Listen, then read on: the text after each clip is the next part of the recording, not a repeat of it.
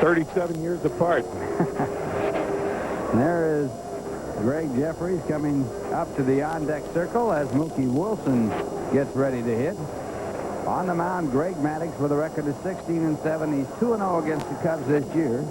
He has an earned run average of 3.13, working a total of 216 innings, 216 in the third innings. As a matter of fact, he has given up 193 hits, the opposition hitting 238 against him. He has allowed 9 home runs, and his lifetime record 2-3 against the Mets. The lineup for New York, Mookie Wilson leading it off and playing center field, and what an impression Gregg Jeffries has made. He'll play second this afternoon. Keith Hernandez batting third. Keith with a 3-run homer last night, and Darryl Strawberry a dramatic game-tying home run in the 9th inning batting fourth. Kevin McReynolds in left field hitting fifth. Howard Johnson at third batting sixth. Barry Lyons is behind the plate today hitting seventh, much to the dismay of Gary Carter. He once again tried to talk Davey Johnson into allowing him to play, to no avail. Kevin Elster, the shortstop, hitting eighth, and Doc Gooden on the mound batting ninth. And the defense for the Cubs, it'll be Mark Grace at first base, Manny Trio playing second, Ryan Durn, Ryan Sandberg had to be scratched at the last minute with a bad knee. John Dunston, the shortstop, and Angel Salazar will be playing third. Palmero, Webster, and Dawson in the outfield, left to right. And the catcher is Damon Berryhill. The umpires for the game today, Jim Quick behind home plate, Dave Pallone at first base, John Kibler at second, and Eric Gregg, the umpire, at third. John Kibler, the head man of this crew. So Mookie Wilson stepping up.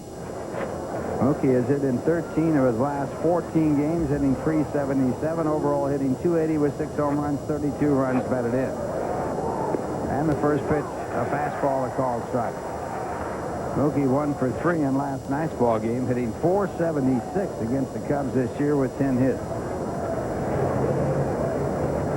Mets as a team hitting .252. They're third in the National League. The Cubs lead the National League in team batting. And another one for strike 2.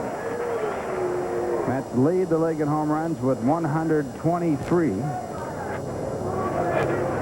And you can see that stat on Mookie Wilson. In his last 25 games, he's hit .393. So he has really been charging. 1-2 the count, another fastball.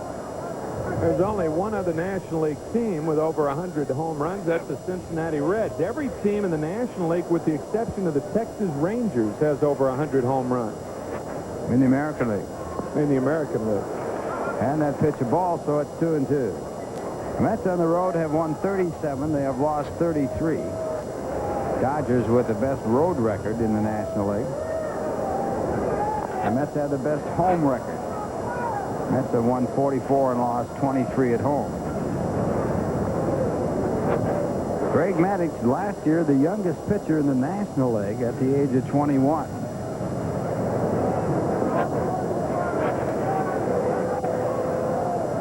Last year, Maddux, with a record of 6-14 this year, he's 16-7. And Mookie plays off the low fastball, so the count goes to 3-2.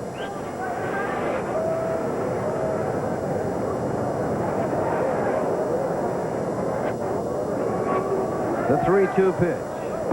Ball 4. Mookie Wilson works out a walk after having the 2-strike count.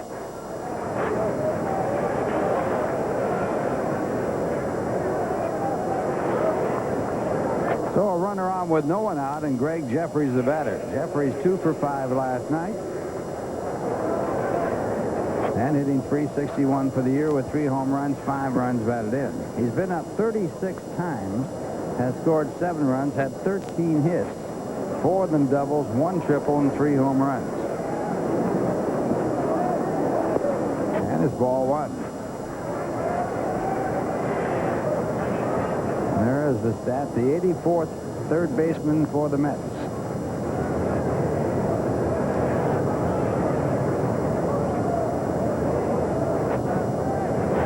Toss to first. Mookie with 14 stolen bases in 18 attempts.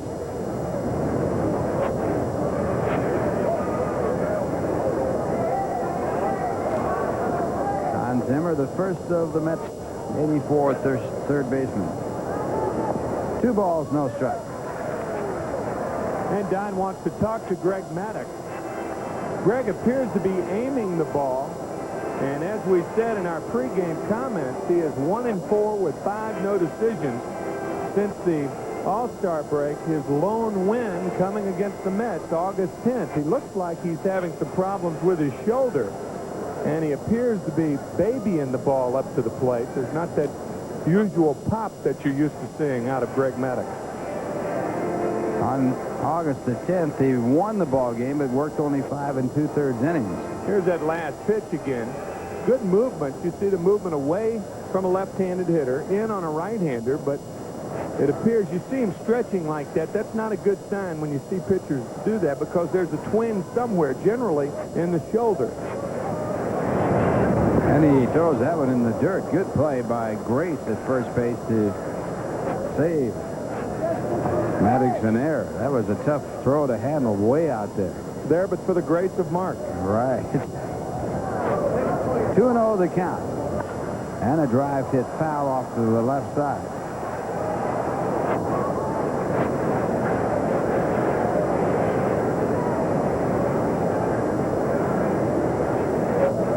Mark Grace holding against Mookie Wilson. Fine young prospect for the Chicago Cubs. Mookie, a pretty good lead there. Almost made the move towards second. Throw over, not a hard throw. Mets have been successful 74% of the time in their stolen bases.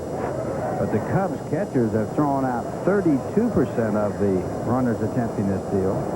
There goes Mookie, a pitch out on a 2-1 pitch, and Mookie still gets there.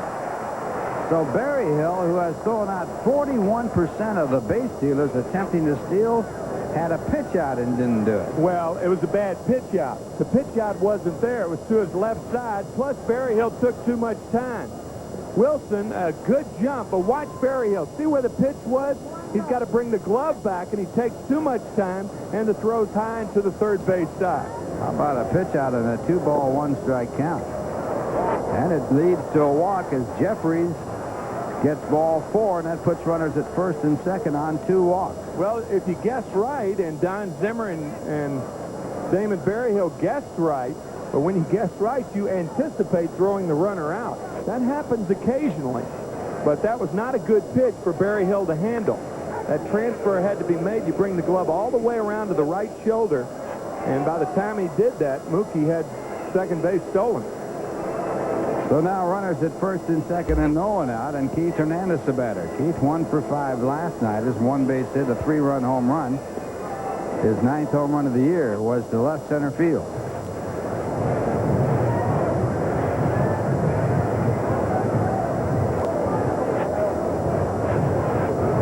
And there's a fastball right in there, strike 1. That ball had a little pop on it. Keith hitting .279, 9 home runs, 49 runs batted in. Having a tough year against the Cubs. Got his first home run last night and is now hitting .179 against the Cubs this year.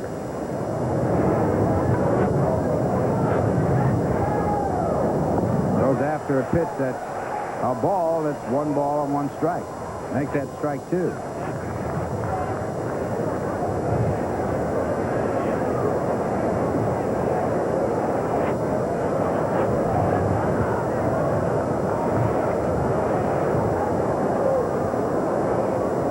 Beautiful day here in Chicago, as was yesterday.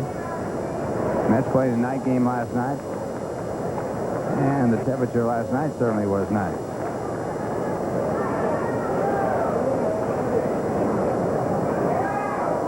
And a ball hit right up the middle as Keith Hernandez hits a 2-strike pitch into center field. Wilson comes in to score, and the Mets take the lead 1-0. When the Mets were successful early in the season, they were scoring a lot in the first inning. When the New York Yankees were successful earlier in the year, they were scoring a lot in the first inning. It's a game of first. Hernandez, the ball outside, protecting away, and ropes it back through the middle to score Wilson. And when the Mets score the first run of the ball game, they have a record of 51-21. So runners still at first and second. A run in, and Darryl Strawberry the batter. Darryl with a home run last night, 1 for 4. And he hits the foul ball off to the left side off the fastball. Strawberry leading the National League in home runs with 32. 5 ahead of Glenn Davis of Houston. And Darryl fourth in RBIs with 84. 1 strike to count. And ball 1-1-1. Strawberry also having trouble with the Cubs this year, hitting 137 against them all year long. With 7 hits and 51 at bats. Got his first home run last night against Chicago.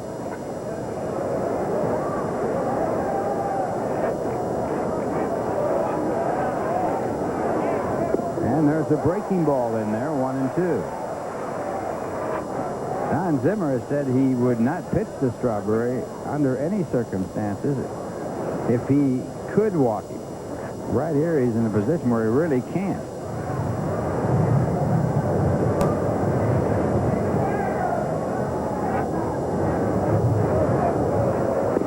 And strike 3. Got that inside corner, and Strawberry caught looking. Big out. Well, that's good sequence right there. The 1-0 pitch was caught the inside corner. The 1-1 pitch, inside corner. Then he went away with the curveball. And then he comes back in with a tailing fastball to catch the inside part. Remember now, it's not the pitch, it's how you got there. And Maddux and Berryhill got there superbly then. So the first out of the inning, the Mets leading 1-0. Runners still at first and second, and Kevin McReynolds the batter. Gets the curveball, fouls it off. McReynolds 0 for 3 in last night's ball game. Overall hitting .282 for the year with 20 home runs, 79 runs batted in. He's hitting .345 against the Cubs this year with 3 home runs and 13 runs batted in.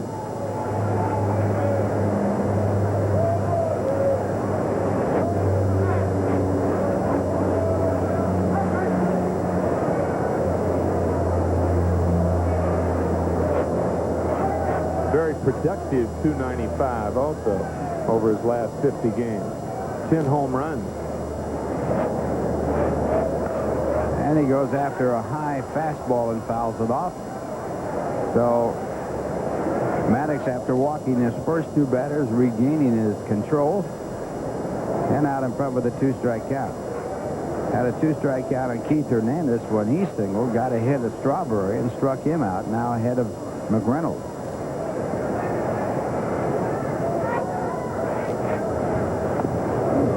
1 ball, 2 strikes.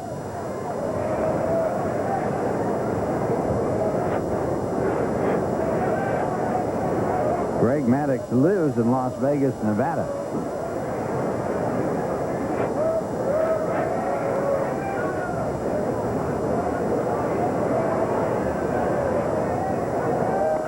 Ground ball to shortstop, fielded by Dunston, and they get one, but not the other. Dunston having to wait, and a good job on the ball as Gregg Jeffries sort of screened off Dunston. High choppers are great for executive travel, but not for double plays. And this is a high chopper, not a skidder. Trio, one of the best at turning the double play and just daring that runner to take him out. He rarely cheats on the bag, but he will use that bag to protect him as he did there. But that ball was just chopped too high to Dunston. Trio holds the record of 89 games without an error while playing second base. He can play second base. He handled 419 consecutive chances without an error. That also a record. There's a base hit to right field as Howard Johnson jumps on the fastball. Jeffries comes in to score. Going to third is McReynolds, and now Johnson caught in a rundown play, and now it will be McReynolds in the rundown. Berryhill throwing to the third baseman, Salazar, and he runs him down. Bad base running by Johnson. We saw some bad base running last night by the Cubs. And right here, the Mets are out of the inning. They do get 2 runs on 2 hits. And 1 man left on base to score at the end of 1/2 inning. The Mets 2, and the Cubs coming up. Now here's a word from Drexel Burnham. The battlefield has changed, but the battle cry is the same. Stallone, Rambo 3. Is this John Rambo? Coming soon on video cassette from IBE. Dwight Gooden on the mound for the Mets with a record of 16-6. He's 1-0 against the Cubs this year. He has an earned run average of 3.08, walking 50, striking out 145, giving up 205 hits in 213 innings. 14-3 against the Cubs lifetime. Lineup for the Cubs, Mitch Webster leading off, followed by Manny Trio, Sandberg scratch, Mark Grace hitting third, right fielder Andre Dawson hitting fourth, Rafael Palmeiro batting fifth, Damon Barriel hitting sixth, Sean Dunson, the shortstop, hitting seventh, Angel Salazar batting eighth, and the pitcher Greg Maddux batting ninth. And for the Mets, it'll be Hernandez at first, Jeffries at second, Elster at shortstop, Johnson at third. In the outfield, McReynolds, Wilson, and Strawberry left to right, Lyons the catcher, and Gooden, of course, the pitcher. Why is it good to hit the cutoff man? Well, Howard Johnson gets a base hit to right field, and watch Andre Dawson back to fundamentals. That wins a lot of ball games. He hits the cutoff man, and you hit the cutoff man to get your throw better as one, and also to give the trail runner a chance to make a mistake, and that's what Howard Johnson did. That's scoring 96325. Sounds like a late 50s phone number, doesn't it, Ralph? You remember when it was Right, 5? that's right. 5 did Barry Hill 96325. And it's Barry Hill to lead it off. Mitchell to lead it. Webster to lead it off, and the throw down to first base by Jeffries in time for the out. Webster hitting 261 before the out with 5 home runs, 30 runs batted in. That'll bring up Manny Trio.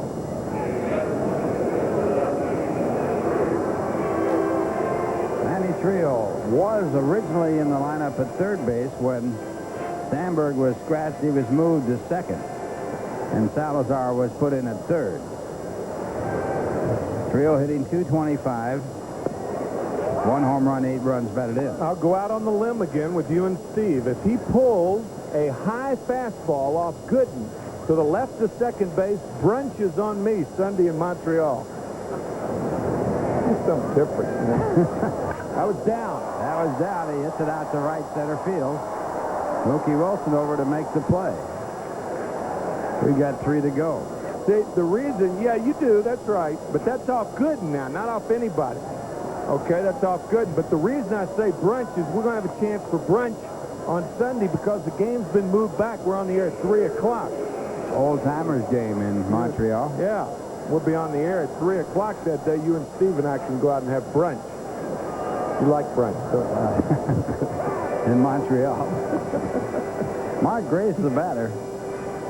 And Grace takes the first pitch for strike one. Grace hitting 293, 6 home runs, 48 RBIs. Good curveball, strike 2.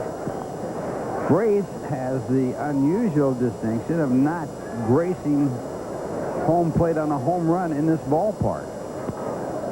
Weird, isn't it? All 6 home runs on the road. And this a home run in Haven. He fouls that pitch off. Keeps the count at strike 2. You'd think the opposite would be true. All of them here.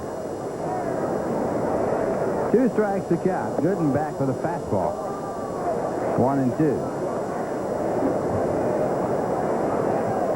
Gooden came into this game with 145 strikeouts. Goes to the curveball again. Look at that fan. He just reached over and snagged that one hopper back there. Good hand. Not that easy. He made it look easy, and Grace makes it look easy. His rookie year, he's hitting 293 in the top 10. Fastball, 2 and 2. Yeah, well, anybody could do it with a glove like that. I don't think I've ever seen a left-handed fan Topped out to the first base side. Tough play. Hernandez to Gooden, and Gooden misses the bag at first base. We're going to have an argument. Well, the big thing is to get Gooden out of there. Doc has a very bad temper. You rarely see that.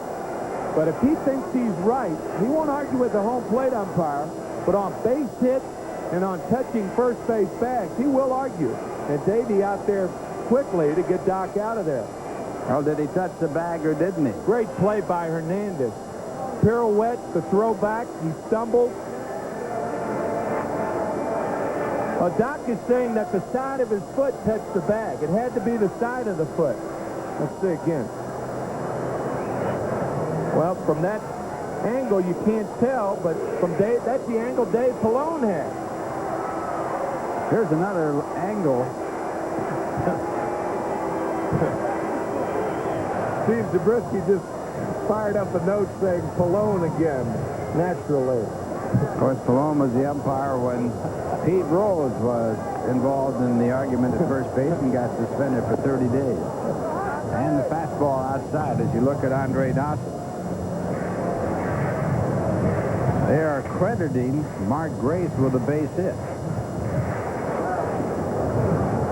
Dawson 0 for 4 last night. And the fastball for a ball. Dawson overall hitting .305 for the year with 22 home runs, 73 runs batted in. Against Doc Gooden, he's hitting .293 lifetime with 4 home runs.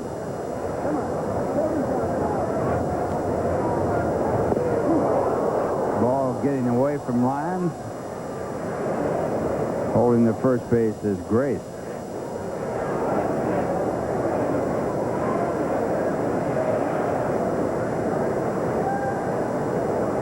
Back in 1984, Gooden pitched a one-hitter against the Cubs. A base hit by Moreland in the 5th inning. That was at Shea Stadium. In September, because the Open was going on, and John McEnroe asked Maury Allen, who was the official scorer. McEnroe played the next day. He said, how can you give Moreland a hit on that play? Ray Knight was the third baseman. Only hit Doc gave up. McEnroe taking on the umpires and the official scores in this game. Right.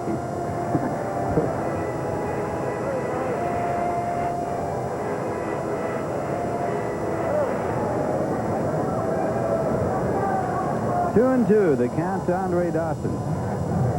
I guess the Open will be closed when we return to Shea, right? Should be closed on Sunday. No longer open. Bouncing ball down the third base side. It'll be a base hit. And Andre Dawson with another infield hit. He gets a lot of them. Yeah, he's had a lot of them this year. I mean, it's not one of his trademarks, but you do have to play him so deep that usually a third baseman and shortstop, if he gets a chopper like this in his spool, there's no way to get him. He runs too well. He has had 16 infield hits now as you look at the replay. And it gives you an idea how tough it is to pitch a no-hitter. Two little bleeders like that, and they both go for hits. Grace and Dawson, and now the batter will be Palmeiro. Raphael 4 for 5 last night. And a strikeout. When Palmeiro broke into the major leagues, he went 29 at-bats before he swung and missed the pitch. And the first man to make him miss was Doc Gooden, who struck him out. He came back in his next at-bat and hit a home run off Gooden. He's had 2 home runs off Gooden in his major league career. High slider, and it's 1-1. That was in the division clinching game back in 1986. This guy was born to hit. Has 37 two-base hits. The Cub record is 42, set by Charlie Grimm as a left-hand batter we're talking about. Grimm with 42 two-base hits in 1932. Remember Charlie? Charlie. Charlie, a very funny man, a great comedian, great first baseman. At one time, He was a broadcaster for the Cubs and then went down to become the manager.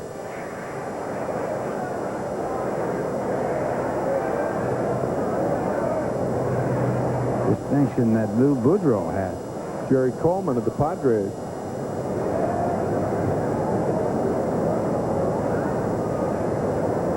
One and two. Ground ball to the second baseman, Jeffries. And that'll do it. So 2 infield base hits.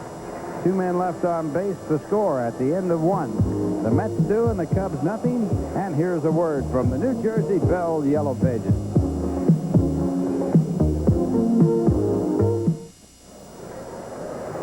Top of the second, the Mets leading 2-0. Looks like a crawl space for big people. That is a weird shot right there. And probably one of the few shots you can get at a stadium like this. You talk about the modern and the ancient Wrigley Field, and what do we have across the street? A dish. And the reason why they went to night games, television, for the revenue that they can derive at night over and what they can derive in the daytime. And it's a hard smash by Lyons, knocked down by Grace, the throw to Maddux, and Barry Lyons, starting as catcher for the Mets, is out. Well, the big news, Tim, today coming out of Montreal. They have selected a new commissioner of baseball. Bart Giamatti will be the commissioner in 1989, replacing Mr. Ueberroth, who served his term and has declined to serve any longer. And a big There will be no dinners for Peter Ueberroth, however. There will be no charity affairs for Mr. Ueberroth. He will land on his feet somewhere. Effective April 1st, 1989. He'll land on his feet, probably on a golf course. Anywhere he wants to. Outstanding man and fine golfer. Kevin Elster, the batter. Elster hitting .218 with 9 home runs, 36 RBI. Does that go hand in hand, the character of a man and his golf game? Absolutely. That means I'm one of the dregs of the earth, then. You didn't say that. You play golf. Yeah, I Not play. well, but you play. I play. In fact, you played at the club that Mr. Ueberroth plays at. Deepdale. Deepdale. 2 strikes to count to Elster, and he takes the fastball. Steve Zabriskie points out that Peter Ueberroth is leaving a year early. His contract had extended through 1990, and he is leaving April 1st, 1989. Bart Giamatti, the new commissioner. That means they'll be looking for a new president of the National League. 1 ball, 2 strikes. The count to Kevin Elster. Well, Ron Luciano said you ought to be president of the National League. Have you ever considered that? I don't think that Ron has a vote, does he? He was trying to sell his book is what he was trying to do. Are you glad he doesn't have a vote? I think so. High fly ball to deep left center field. Moving back is Webster, and he makes the catch. Well, the wind blowing out, so anything in the air can go. Maddux sort of breathes a sigh of relief as that high fly ball was handled in center. There's an idea about the velocity of the wind as you check out the flag. Now with 2 men out, the batter will be Doc Gooden. Gooden with 15 hits. And he chops it out toward third base. Fielded by Salazar, the throw in time, and the Mets go in order. The score at the end of 1.5 innings, the Mets 2 and the Cubs nothing, and here's a word from Manufacturers Hanover.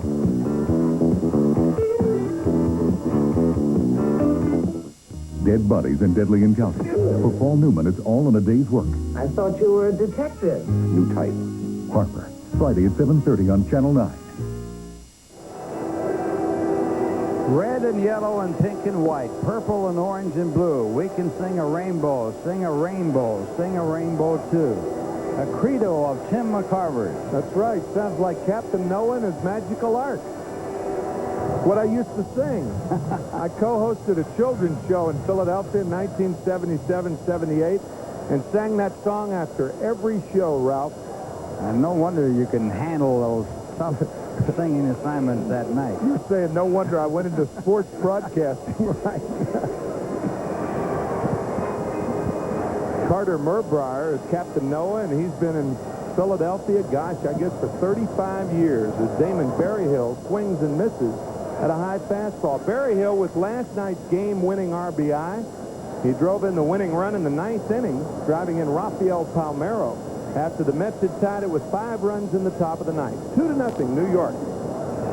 Curveball and a good one. 0-2 to Berryhill. That was Berryhill's base hit that broke up a no-hitter by Doc Gooden this year at Shea Stadium. He got it in the 8th with no one out.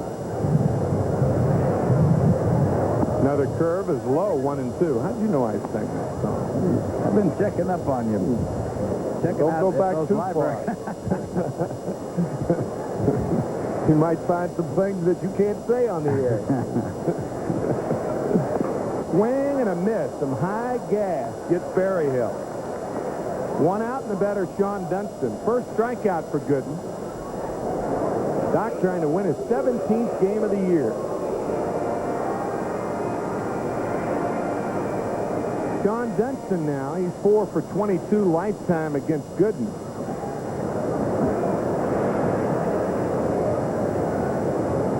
Home run in last night's game, his first against the Mets this year. 0-1. And again, he took the first pitch, Ralph. They've been trying to get him to get some walks and to look at some pitches. He's a wild, free swinger, and sort of been a part of his check. And there's like the reason that. why. Yep, Yeah. like that. 0-2 to Dunston. Brooklyn born and bred, Sean Dunston. Drafted number 1 in '82, the number 5 draft choice that year, the 5th player chosen, the guy he's facing right now. A ball and 2 strikes to Dunston. Well, Dunston has walked 12 times this year, and 7 of those walks have been intentional walks. So he's walked only 5 times all year long unintentionally. Curveball gets him waving weakly at the curveball. So when you get ahead of Dunston, you don't throw him strikes. Gooden didn't, and it's 2 out. That's his 100th strikeout of the year. And Gooden gets him with a good, sharp-breaking curveball that is not in the strike zone. Good pitch. Here's Angel Salazar. Salazar batting .250. Formerly with the Montreal Expos. Was traded to the Mets, and as a matter of fact, came to the Mets from the St. Louis Cardinals for Jose Oquendo. And then he went to Kansas City and played there last year. Yeah, he's been all over the place. Montreal, St. Louis, the Mets, Kansas City, Cincinnati, released by Cincinnati, and then picked up by the Cubs. Real name is Argenis Salazar, A-R-G-E-N-I-S, Argenis. Change it to Angel. 1-1 to Angel Salazar. 2-0 New York. We're in the bottom of the 2nd. The Mets head for Montreal. 3-game series up there. Tomorrow night, Saturday night, Sunday afternoon at 3 o'clock. We'll be on the air Sunday with the game. A liner up the middle. So Salazar, a 2-out base hit, and it's not as innocent as it may appear because that clears Maddux. And Greg won't have to lead off the bottom of the 3rd now. And Maddux is a good hitter. He's had 16 hits. You have to go all the way back to 1978 when a Cub pitcher has had more than 16 hits. Dave Roberts had 17 in 1978.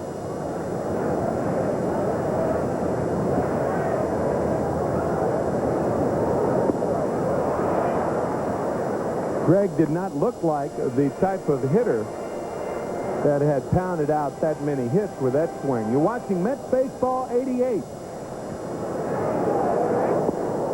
0-2 to Maddux on WWOR-TV, Secaucus, New Jersey.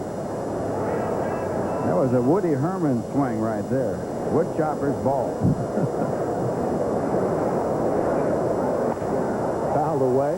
Still 0-2.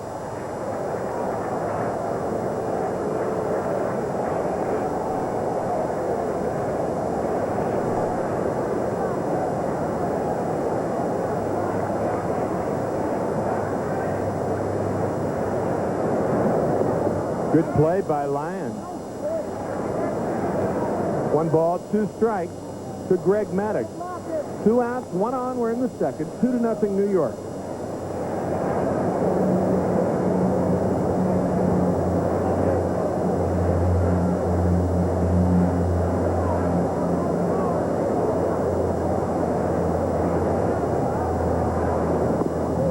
Misses outside. Lyons almost rolled it back to Gooden.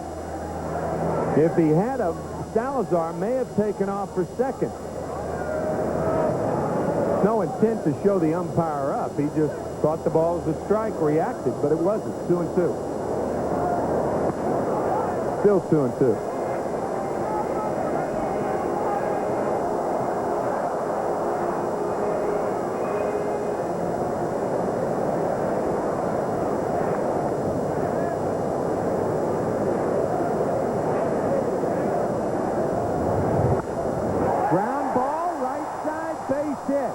Salazar stops at second.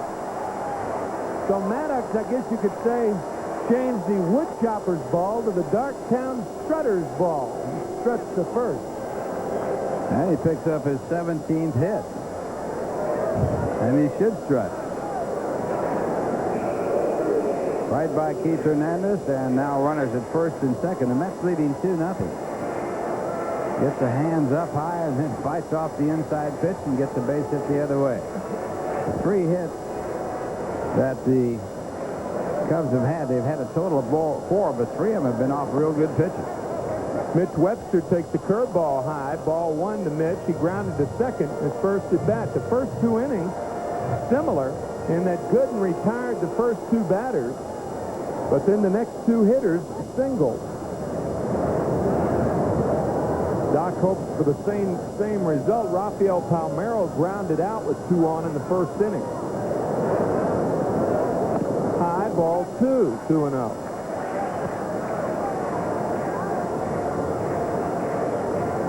Webster really happy he's with the Cubs, but for a rather unusual reason. He says, now I don't have to listen to 2 national anthems anymore.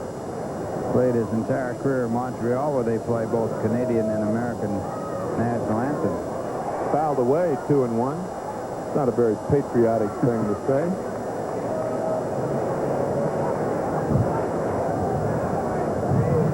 A lot of those things are said in jest, as you well know. Yeah, just kidding. Webster, with 18 infield hits, has beat out 9 bunts, and he'll bunt anytime, even with runners in scoring position. Inside, ball 3, 3-1 to Webster. How can a guy like Webster, named Webster, not like 2 national anthems?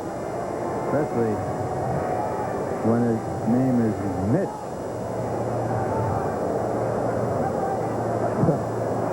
Randy Myers not reading the dictionary down there. There's a strike to Webster, 3-2. Randy usually reads muscle magazines. I don't know what Edwin Nunez is reading. Boy, that's an excited-looking bullpen, isn't it? That's the kind of bullpen you see on a sunny day in Chicago, though. See more animation than that in church.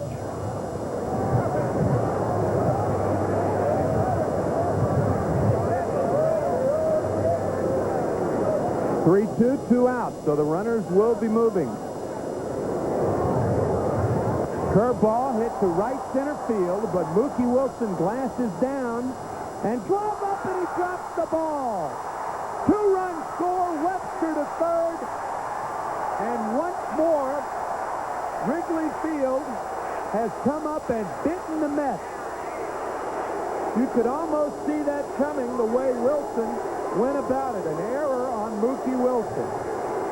Well, Mookie has sunglasses, as you can see, and he had plenty of time to move around to get the sun out of the flight of the ball. But he doesn't do it. It hits him on the glove. It's scored as a 2-base error, and the ball game is tied. And as Tim pointed out, everything has happened to the Mets here at Wrigley Field this year. Ralph, I've never seen outfielders like Wilson and Strawberry have as much problems with the sun as they do. It's as though it's a miracle catch when they catch one looking up to the sun. High and tight to Trio. Webster at third, 2 out. I mean, there are guys that do catch the ball when the sun's out. Oh, yeah. Seems like Strawberry and Wilson in particular have all sorts of problems catching a ball in the sun. Curveball is high. 2 balls and no strikes.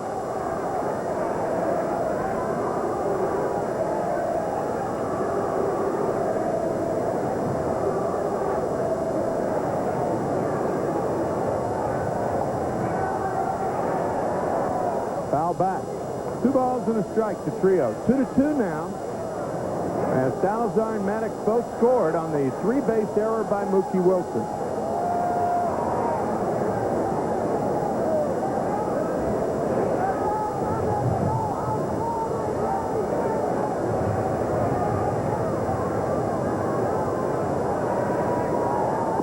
Curveball is inside. 3 balls and a strike. Well, the Mets led yesterday 2-0, scoring 2 in the first, and then lost the game 9-8. And again, the Cubs coming back from a 2-run deficit. Mark Grace on deck. Line drive, base hit, Trio to left field. The Cubs take the lead as the ball gets by McReynolds. Trio's going to try to go to third. Safe at third. So an RBI and another error, a rare error on Kevin McReynolds.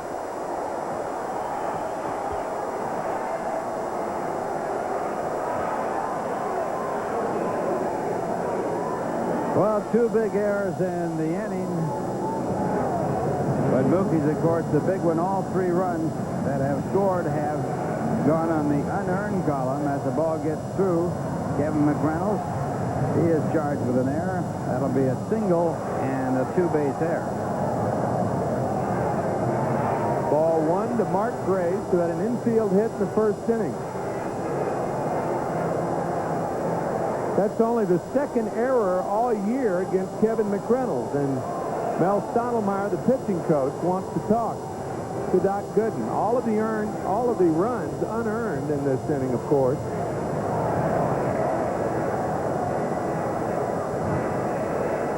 Three to 2 Cubs. He might be putting the drops in the wrong eyes.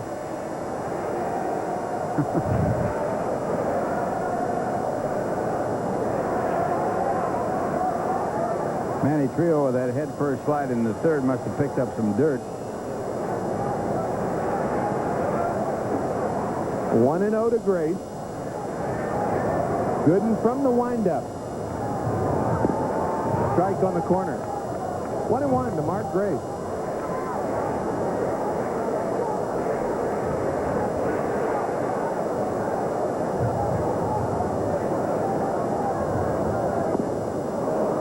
He threw that ball. That was his best fastball of the afternoon. Oh, 1 ball, 2 strikes. Gooden's got to be hot.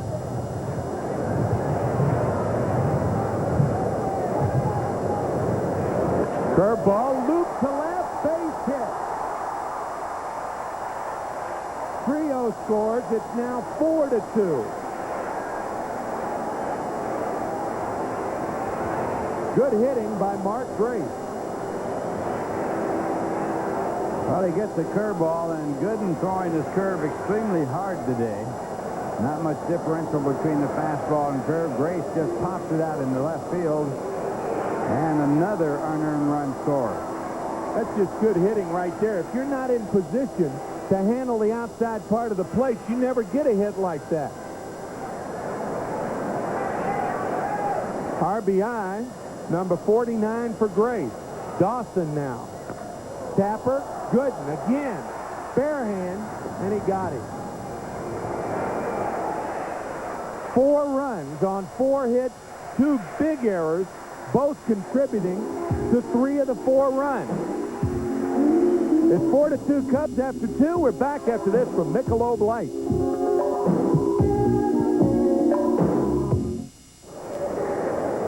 Mookie Wilson on the first pitch, grounds to third for the first out here in the third.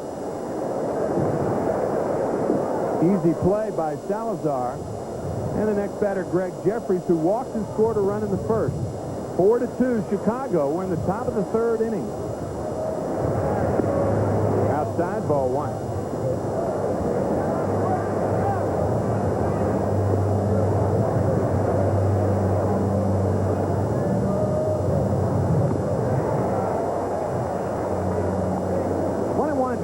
Jeffries.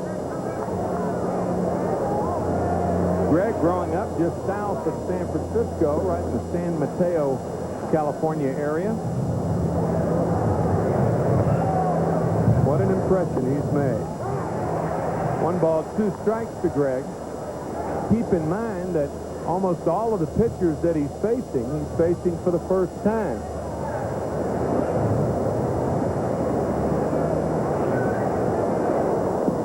Curveball is low, 2-2.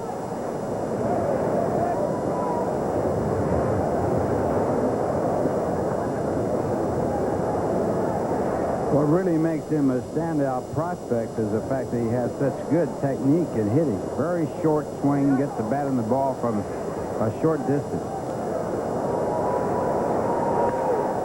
Hit to right center field, but Mitch Webster's over and he makes the play. Well, that's about the same area that Mookie lost the ball in the sun, hit his glove, went for a 2-base, make it 3-base error. That ball not quite as high. And Webster didn't even use the glasses on that one. Keith Hernandez now. Keith, an RBI single in the first inning. RBI number 50, the half-century mark for Hernandez. 2 outs, nobody on. 4-2 Cubs here in the 3rd inning. No balls, 1 strike to Keith Hernandez.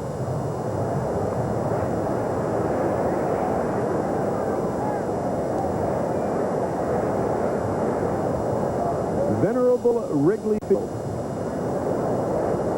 Play 8 night games this year and then no more than 18 for the next 15 years through the year 2002. The Mets have the distinction of playing in the first official night game here at Wrigley Field. The first scheduled night game was rained out. The Phillies and the Cubs on August 8th. Line drive, base hit. You talk about technique. How about the head on that curveball? That was a good curveball. Low outside curveball, and Keith just put a perfect move on it. Watch where the eyes are at contact. Oh, that's perfect. You get a painting of that, you make a lot of money. Where's Leroy Neiman when you need him? Here's Strawberry. Struck out on an inside fastball his first at bat, and he pops it up. Salazar near the stand. You got to really stay with those balls if you're an infielder, because that wind could blow one back to you when you least suspect it. 0-1 to Strawberry. Salazar really gave up in that ball, and it was coming back. It just did get into the stand. A couple of rows in, not deep at all.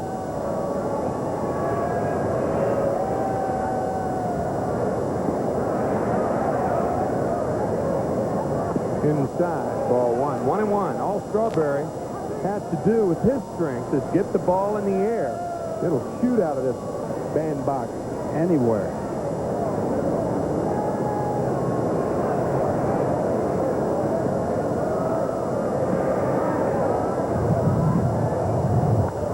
He got it up in the air. Deep left center. Palmero back. Just what they were saying. 4-4 now.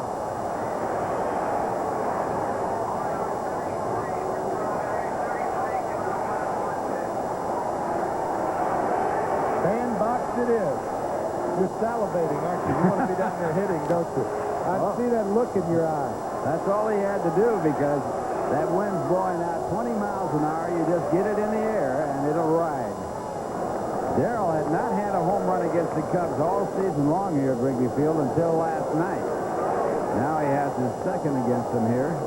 And that ball really just a fly ball, and the wind just takes it out into left center field. It's about 370 where that ball goes in. Only the 10th home run of the year given up by Maddux. And Kevin McReynolds takes the strike. RBIs number 85 and 86 for Darryl. Now 4-4 ball game. That might be the last pitch Strawberry sees in this game. That's in the strike zone. Hittable, huh? I mean, he was jammed on that pitch. Yep. He just so strong he can overpower good pitches, and that's what he did then. Pitch was inside. This one lifted to center. Back is Dunston. It's going to be a tough play for Dunston, and he makes it. How in the world can an outfielder, or I was going to say, how can he allow Dunston to catch it, and Palmeiro made the catch? I thought Dunston did. Anyway, 4-4 after 2.5. We're back after this from Ivory Stokes. Mets fans, here's an extra special offer just for you. Start 1989 in style aboard the QE2 with Mets players, coaches, and broadcasters. Yes, it's the world's premier cruise ship, the Queen Elizabeth II, departing New York City on January 3rd, sailing to Bermuda, St. Thomas, St. Martin, and other Caribbean islands, and returning to New York on January 13th. Included will be autograph and photo sessions, behind-the-scenes insights, and much more, all for no extra charge above the retail price. For more cruise information, call 1-800-732-7000. Well, Mets fans, the timing of this one could not be better. It's Snapper Sports Watch Night on Wednesday, September 14th, when the Mets take on the Chicago Cubs at 7:35 p.m. Every fan attending that evening's game will receive a deluxe sports watch courtesy of Snapper and the New York Mets. Don't miss out on this one. It's just in time for the pennant race.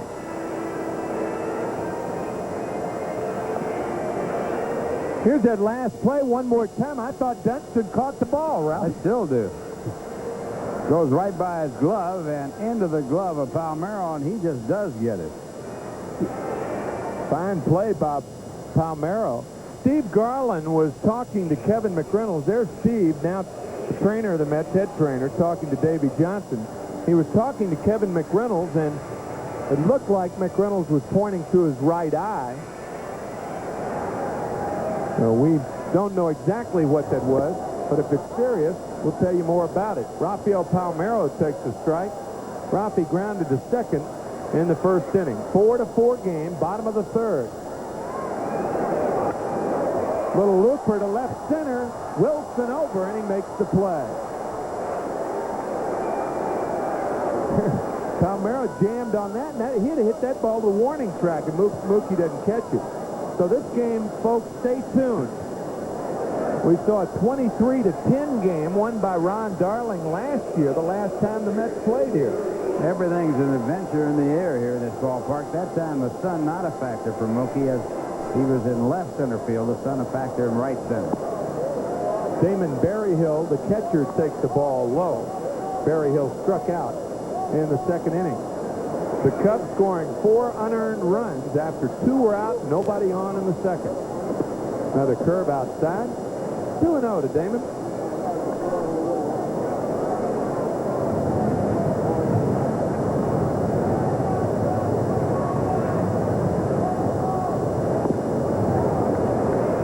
Real cute story floating around Wrigley Field yesterday. And you can credit Steve Stone, who worked with Harry Carey on the WGN broadcast, for a cute line. This one fouled away, 2-2.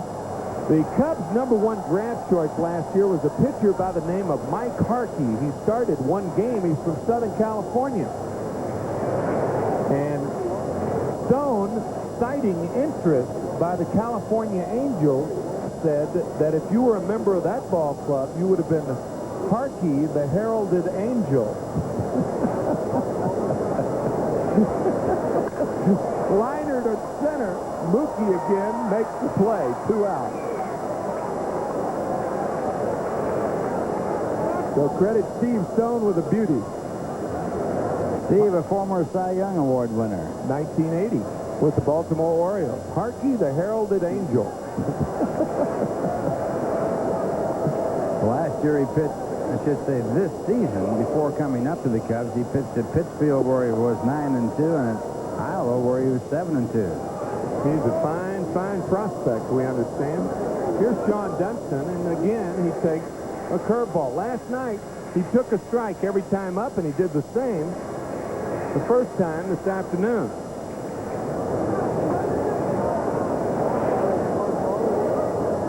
Up, he's swinging there. So it's 1-1 to Sean. John, a Mets fan growing up in Brooklyn. You'd expect either a Mets or a Yankee fan growing up in New York.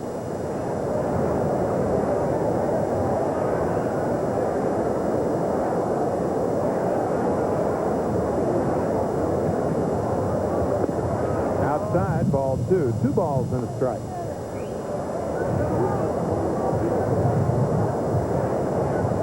At Thomas Jefferson High School in Brooklyn, he batted .790 as a senior.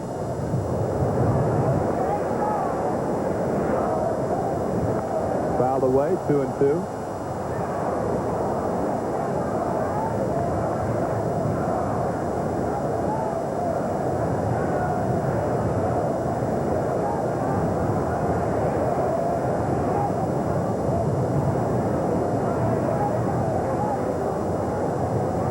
Gooden has retired his first 2 batters in every inning that he has pitched.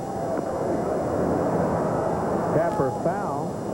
That's right. And then he stranded 2 in the first inning after 2 infield hits. We understand that they make that 1 infield hit because the ball formerly given to Mark Grace as a base hit in the first inning was charged as an error on Dwight Gooden. So the Mets have made 3 errors in 2 2/3 innings. And they made 3 last night. They're no longer number 1 in the fewest errors in the National League. They have dropped to the 2nd position. High, ball 3, 3-2.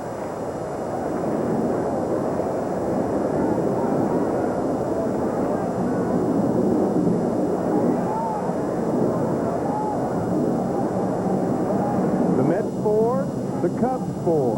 Bottom of the 3rd. Foul back.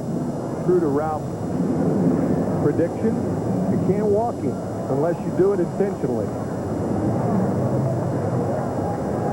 Got to take that into consideration when you're a catcher. I know that's how you work a guy. But guy's a free swinger. Why give him a pitch at which to swing in the strike zone? Hard enough to hit the pitches in the strike zone. When you start chasing them out of the strike zone, it becomes that much more difficult.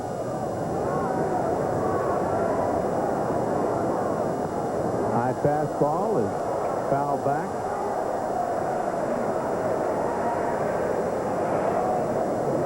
There's Popeye.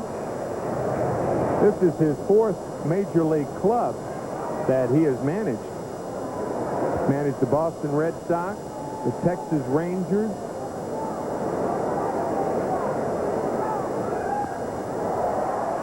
Fly ball to left field and an easy play for Kevin McReynolds and an easy inning for Dwight Gooden. 4-4 after 3. Steve joins Ralph after this from Meta Copiers.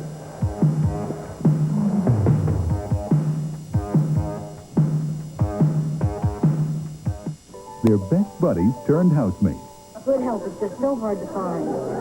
Kate and Alex, weeknights at 7:30, coming this fall on Channel 9. Top of the 4th, and as we continue with the action, to take you along the way, Steve Zabriskie. Thanks a lot, Ralph, and good afternoon to you all as Howard Johnson leads it off. Ojo, who singled his first time up, gets a base hit down the right field line, and he's going for 2. Dawson has a great arm, and he's in there. Ojo with a head-first fly to just beat the throw by Dawson as he leads off the 4th inning with a double. Well, Johnson out of the batter's box at full speed, and that turns it into a 2-base hit. Big gamble with no one out. Tie ball game at 4. Dawson over there does throw very, very well. And the head first slide gets him in there ahead of the tag by Sean Dunston. Well, the Mets get their 5th hit. They have the go-ahead run at 2nd with no one out, and Barry Lyons coming up.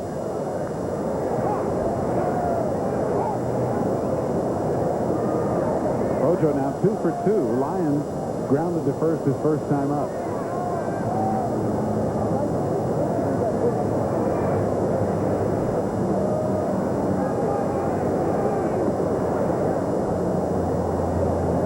Maddux took a little too much time, so Lyons stepped out.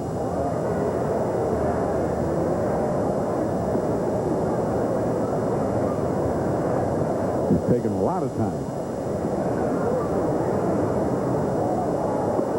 Breaking ball stays inside for ball one. This is a famous date in Mets history, Ralphie. And it's either famous or infamous. No, I guess it's famous.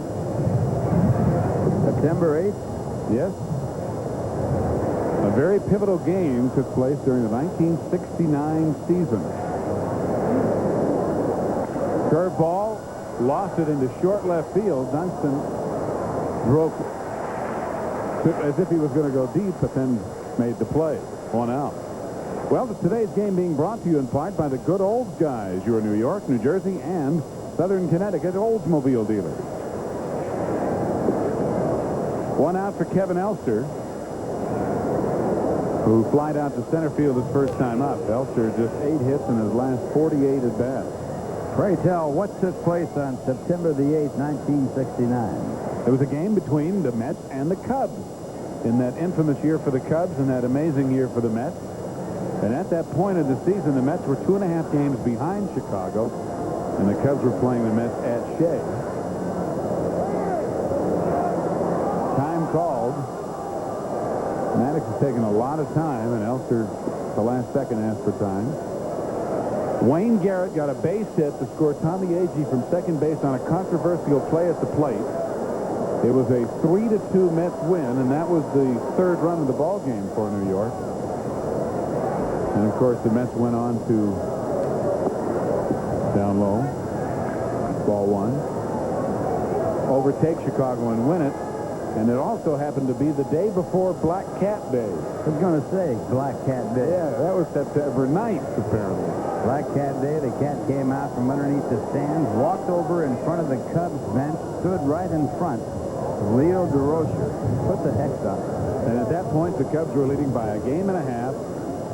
And as everybody knows, the Mets won it. Maddux stepping off again, and now Berryhill's going to go out there because this is getting ridiculous. But that controversial play at the plate with Agee scoring on Garrett's base hit was a big argument, rhubarb, if you will. Frank DiPino up and throwing in the Chicago bullpen now, and Greg Maddux really has not had the good stuff since the word go, but as you and Timmy pointed out earlier, Ralph, he's really had 2 seasons before the All-Star break and then after. 1-4 after the All-Star break with 5 no decisions. And 15-3 before. In the dirt, blocked by Berryhill. So Howard Johnson remains at second, and it's 2 balls and no strikes to Kevin Elster. The only game that he has won since the All-Star break was against the Mets here at Wrigley Field on August the 10th, and he won that game 6-5 and worked only 5 2/3 innings, giving up 6 hits on the afternoon and allowing 4 runs.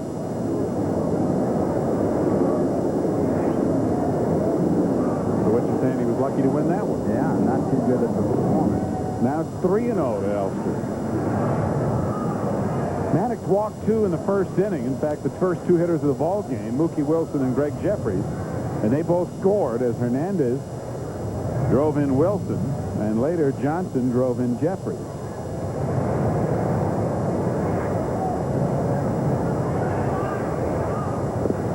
Three and 1. It's 4-4 here in the top of the 4th. Mets with 2 in the first and 2 in the third, and the Chicago runs all came in the second inning, and all 4 were unearned. The Mets have committed 3 errors in this game, 2 of them in that second inning.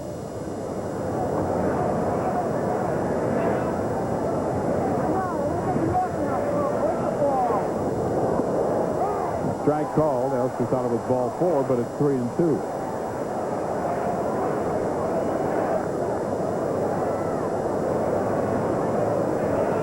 The doctor on deck.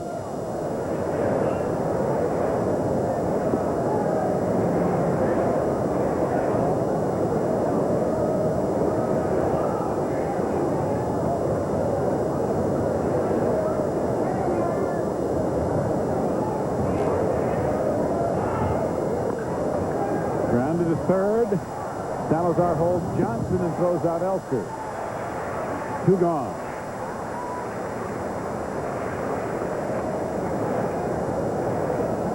Ojo still at second. And Angel, a last-minute replacement in the lineup. Well, the ball clearly a fair ball, so Elster is out. His only hope would be that it was a foul ball. Van Flaw, the regular third baseman, has been given the day off and maybe even a few days off by Don Zimmer. Gooden hits it to short. Easy play for Dunston. And the Mets fail to cash in on the leadoff double by Howard Johnson. 1 hit, 1 left. After 3.5, it's still 4-4 at Wrigley. And we're back after this for the good old Skies.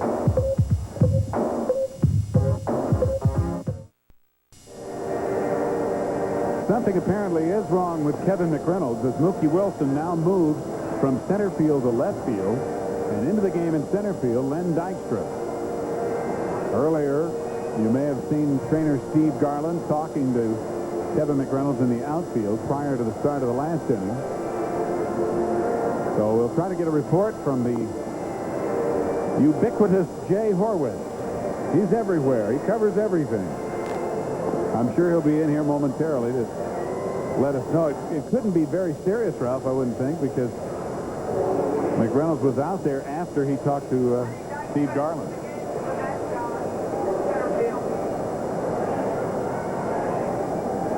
Salazar will lead it off here in the bottom half of the 4th for Chicago. Angel will be followed by Greg Maddux and Mitch Webster. Danny Trio was originally scheduled to play third base for Van Flaw, but Ryan Sandberg was a late-minute scratch with a knee problem as Salazar takes time. So Salazar was inserted at third, and Trio moved to second.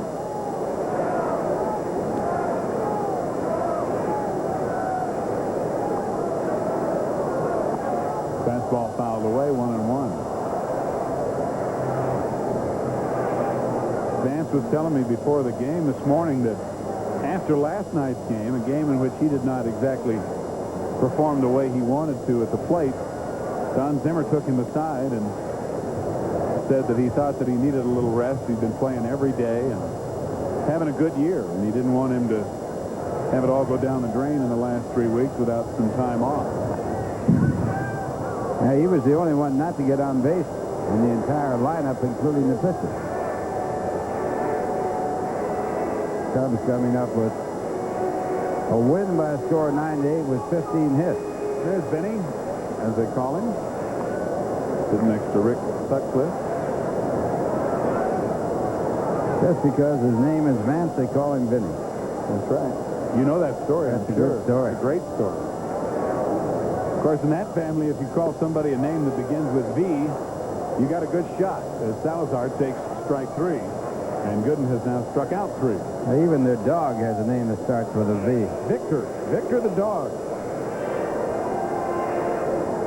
Vance, of course, is the son of Vernon Law, and all of their kids, Vernon's wife and the dog, have names that begin with V. Vernon and Velita.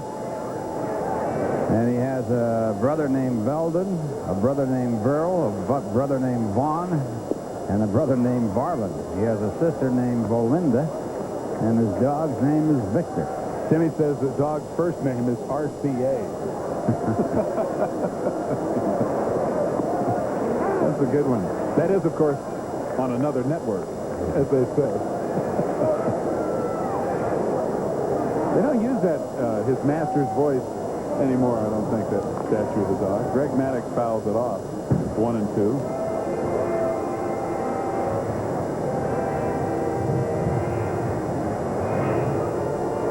So if you have anything monogrammed in that house, you just put VL on it and forget it. Then you fight over who it belongs to. Chopper to second. Jeffries will have to hurry. No. Maddux, who looks like he could still be in high school, runs very well.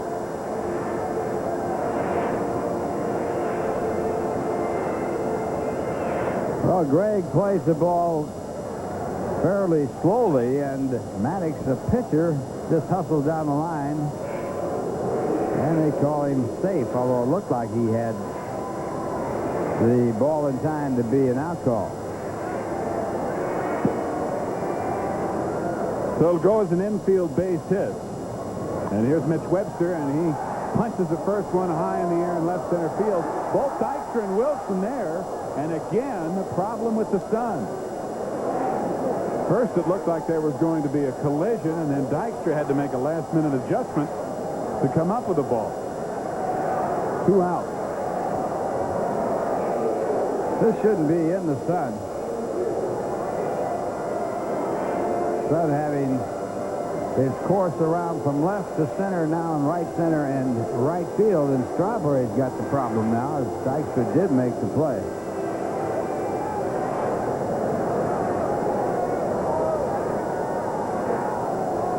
Two out for Manny Trio, who is 1 for 2 with an RBI base hit and a run scored.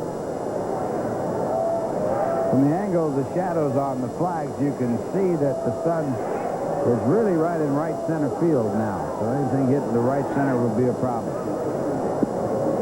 Curveball and a good one for strike one.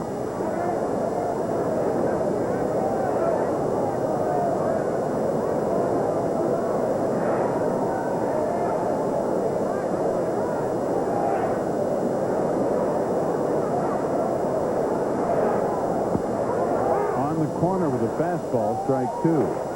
We have to watch Trio closely today, Ralph. It could mean a free brunch. Timmy has said that if he pulls a Gooden fastball, or did he qualify it by saying high fastball? He did say high. High fastball anywhere to the left side of second base. We're eating free on Sunday. We're having brunch because they moved that game on Sunday to a 3 o'clock start. In case you hadn't heard, Mets in Montreal. It'll be our next telecast here on Channel 9. 3 p.m. airtime from the Big O Sunday afternoon. Breaking ball too low, 2-2. They did that because they're going to have an old-timers game Sunday afternoon prior to the start of the regular game.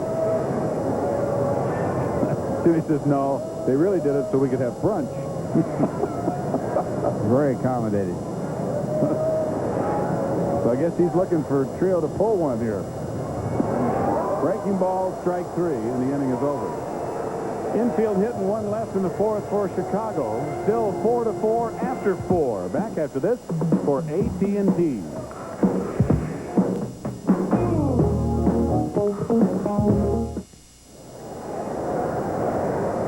A view of the near north side out here by Wrigley Field. And as we go to the 5th inning of a 4-4 tie, I must tell you a wonderful story about my 4-year-old daughter, Amy. Mookie Wilson leads it off. Then takes the ball. Amy's birthday was a week ago Monday, August 29th, and all she wanted for her birthday, she's our youngest, she was 4, was a pair of goldfish. High and away, ball 2. So we took her to the pet store, and she picked out the goldfish and the bowl and the whole schlemiel. And we asked her what she was going to name her goldfish. Base hit left field, a rope. And Mookie leads off with his first hit. And number 6 for New York. Well, the name that Amy came up with, the names for the 2 fish, Ralph Kiner and Tim McCarver. Now, that's got to be on a par, Ralphie, with being selected to the Hall of Fame, I would think. A fish named after you. Yeah, but I understand one of us met with a very difficult circumstance. Right. You didn't make it past the second day, but there's a new Ralph. I want you to know there's a new Ralph. Replaced. You've been replaced, but it's still named after you. Jeffries with a hard foul for strike 1. Gregg is 0 for 1. He walked and scored in the 1st inning. And he lined out to Mitch Webster in right center in the 3rd. Probably never had a fish named after you before, huh? That's the first time. Hey, you're right in there with a fish called Wanda. I thought that was going to be your story. And she ate Wanda. Well, I've seen the movie, and so have you, but Amy hasn't, so a fish named Wanda wouldn't mean anything to her.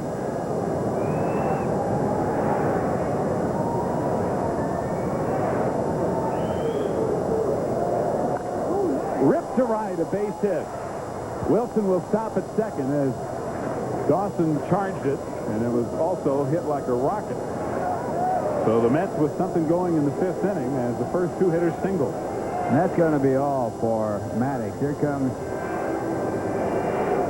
Don Zimmer out to take out his pitcher, and again, a good swing by Gregg Jeffries as he knocks Greg Maddux out of the box with a single. He's 1 for 2 today, was 2 for 5 yesterday, and Maddux leaves this ball game with no chance to pick up a victory and a chance to be on the losing side. So Frank Capino will replace him. Nobody out. 2 on for New York in the 5th inning, and we're back after this for Western Union. This fall on Channel 9. Frank Capino with a record of 2-3, the new pitcher. Very high ERA at 5. He has walked 25, struck out 61, given up 86 hits in 75 2/3 innings. He has had 5 saves, and he has finished 19 ball games. And Frank, the left-hander in there because the next 2 hitters are Keith Hernandez and Darryl Strawberry, and then Lenny Dykstra would follow. So 3 left-handers in a row, and Hernandez 2 for 2. A pair of singles, an RBI, and a run scored.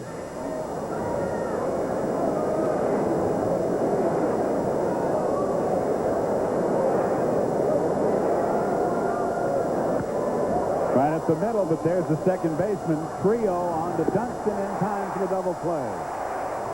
And on the double play, Wilson moves over to third base. Now with 2 out.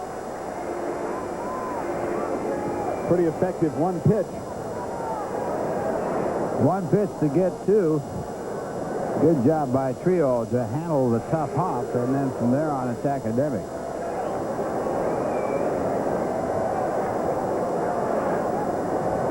Manny can still play that second base. Made only 2 errors in his last 94 ball games. Here's Darryl Strawberry. Hit his 33rd home run in the 3rd, a 2-run shot. And he takes outside ball 1. Darryl struck out in the 1st inning. So he's 1 for 2.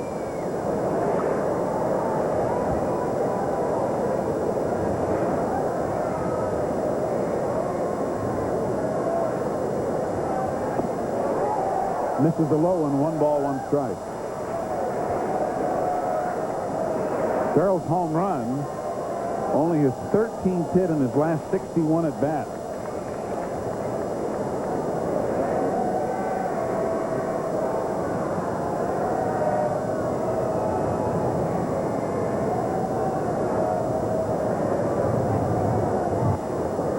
Ground ball off Dunston's glove and into left field. Wilson scores, and the Mets take the lead 5-4. It was a hard hit ball. We'll see how they score it.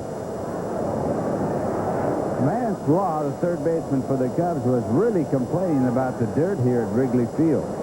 He said that it has become extremely clumpy. And we've seen a lot of balls that have not been fielded cleanly. And they're scoring that as a base hit, so that'll be an earned run, and it will go against the record of Greg Maddux. He now becomes the pitcher record in the losing side of the game. And Strawberry gets a base hit. And an RBI, so Darryl has driven in 3 of the 5 runs. He now has 87 RBIs, and here's Lenny Dykstra to hit for the first time. Dykstra inserted in center field, and Wilson moved to left field when Kevin McReynolds was removed from the game, and we're still waiting a report on Mac's condition. Lenny hitting .278.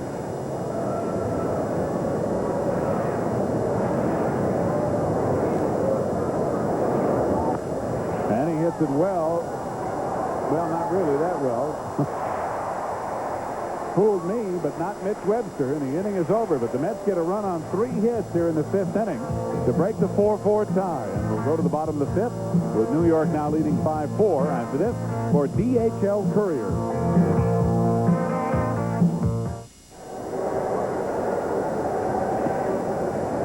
Here at Wrigley Field, where the Mets have taken a 5-4 lead. We're going to the bottom half of the 5th inning, and here to call it for you once again, Ralph Kiner. All right, Steve, and the leadoff batter for the Cubs will be Mark Grace. Mark 1 for 2 in this game. Originally, he was 2 for 2, but the official score changed the scoring on his infield grounder back in the first inning. It originally was scored as an infield hit when Dwight Gooden failed to touch the bag. It was changed to an error to Gooden, and the first pitch to Grace is hit to the shortstop, Elster. And on 1 pitch, 1 away. Let's check out the Nissan National League scoreboard. Boy, a lot of scores to give you today. As usual, when you're in Wrigley Field in the middle of the week, everybody else is playing at night. That's the way it's going to be. Montreal, Pittsburgh, Philadelphia, St. Louis, Cincinnati, San Diego, Houston at L.A., and Atlanta at San Francisco. You can see that some of these games are in the top half of the later inning, and others are in the bottom half of the later inning. And the first pitch to Andre Dawson in there, called strike. Dawson with an infield base hit and 2 at-bats. Timmy says that scoreboard looks like a promo for Bob Costas' new show. Later. Good curveball there. Big breaking curveball, strike 2. Buckles Dawson. That was the Lord Charles right there instead of the Uncle Charlie.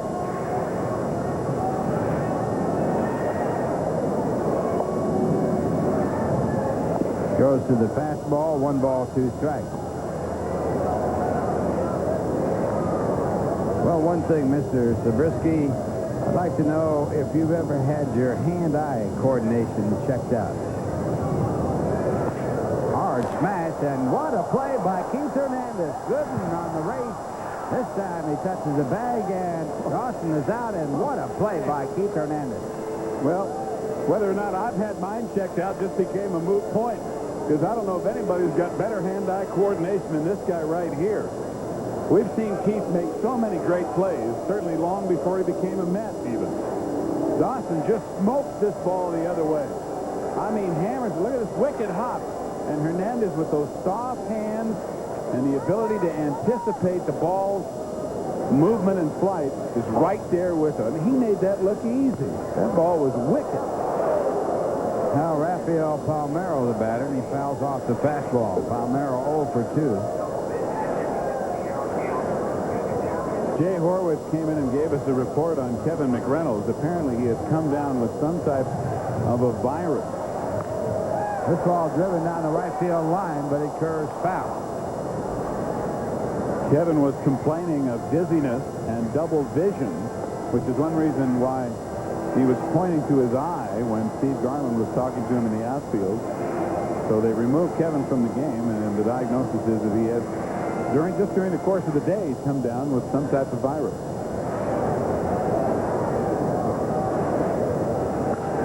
This ball hit hard up the middle, and Palmeiro gets another base hit. 4 for 5 yesterday, 1 for 3 today, and again it comes with 2 men out. That's the 7th hit for Chicago. And a lot of young players, when they come up as hitters in the big leagues, struggle against the breaking ball. Palmeiro is not one who has struggled with the breaking ball. Hence, his average at .309 starting the day today. That was not Gooden's best breaking ball, but Palmeiro was right on it.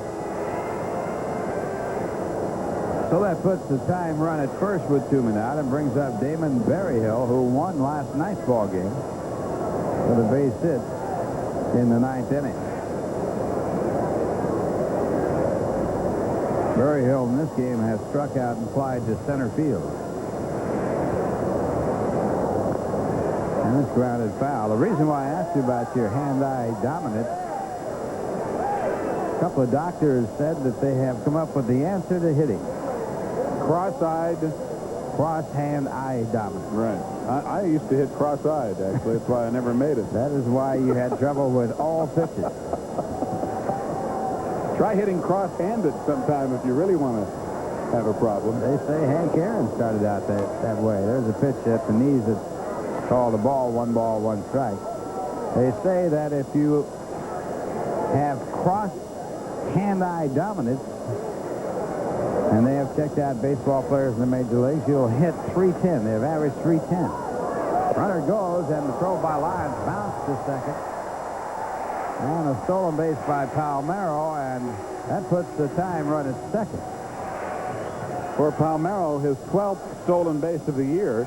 And the Cubs have now stolen 14 in a row without anybody being caught. He gets a good jump.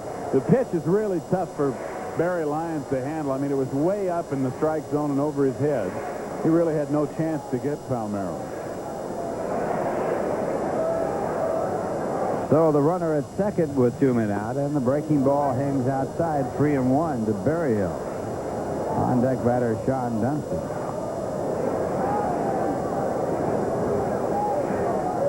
The real key to that hand-eye coordination is to have eyes that are equal from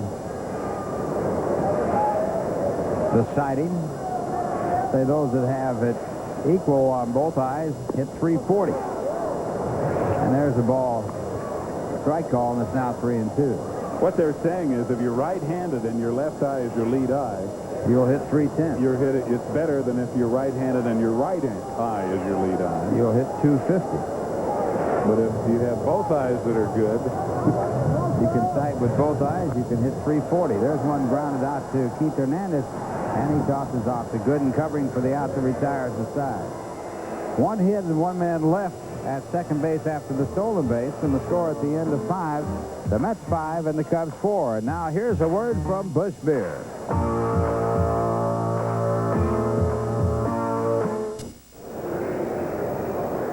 Well, I'll put my dominant eye on this and tell you you're watching Mets Baseball 88 on WWOR-TV, Secaucus, New Jersey. Howard Johnson will lead it off for the Mets. They're leading 5-4. We're in the top of the 6th inning. Johnson with a single and a double in his 2 appearances here today. Now batting from the right-hand side against the left-hander DePino, and the first pitch, strike 1.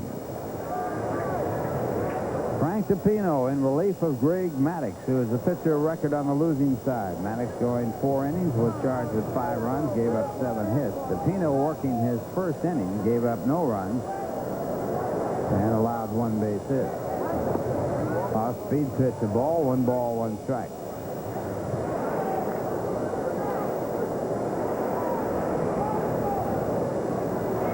Johnson 1 for 3 in last night's ball game, 2 for 2 today.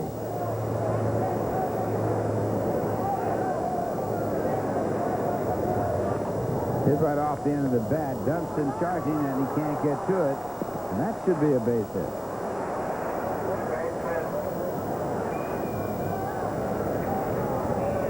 and it is. So Hojo's 3 for 3. This is just one of those seeing eye jobs. Dunston can't quite get to it. And he did get the end of his glove on it enough to the point where Trio couldn't come up with it as Manny was going the other way. Johnson hitting 176 right-handed this year before that base hit. That'll bring up Barry Lyons. Lyons 0 for 2. Has grounded out and popped up to the shortstop. 5-4, the New York Mets. Lyons takes the strike.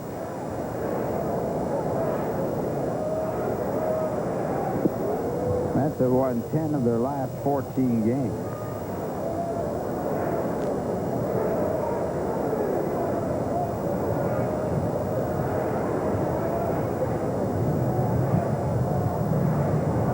Throw to first base, and it is close. DePino with that snap throw almost got Howard Johnson.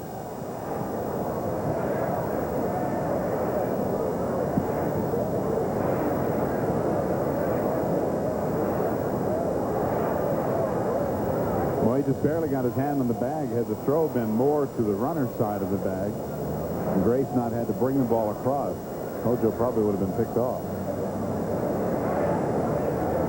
Johnson with a shorter lead, and this ball grounded out to the third base side in foul territory. 2 strikes to count on Barry Lyons. Lyons has been up just 68 times this year. 15 base hits, 6 doubles, 1 triple, and no home runs.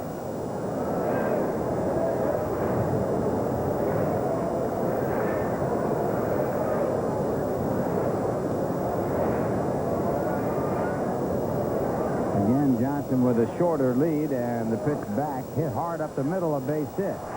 Johnson making the turn at second and holding there as Webster gets to it quickly. And the Mets have runners at first and second with no one out.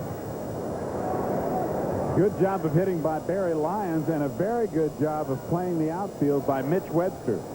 When Lyons first hits this ball, it's hard hit, and it takes a little hop off the mound. Now it goes toward left center field, but look at Webster. He's already over there, coming hard all the way. And his reaction, taking nothing for granted. I mean, when you've got a shortstop like Dunston, you might have a tendency to think he's going to get to almost anything hit near him. As an outfielder, wait. Webster was right there, and that kept Howard Johnson from going to third. So runners at first and second and no one out, and Kevin Elster, the batter. Kevin is 0 for 2. Cubs are not charging, but they are in a position to defend against the bunt. Now the square around and the pitch taken for a called strike. Elster hitting 8th in the batting order, followed by Dwight Gooden. Second inning in a row that the Mets have had the first 2 on with nobody out. And the third time in the game they've had the first 2 on with nobody out.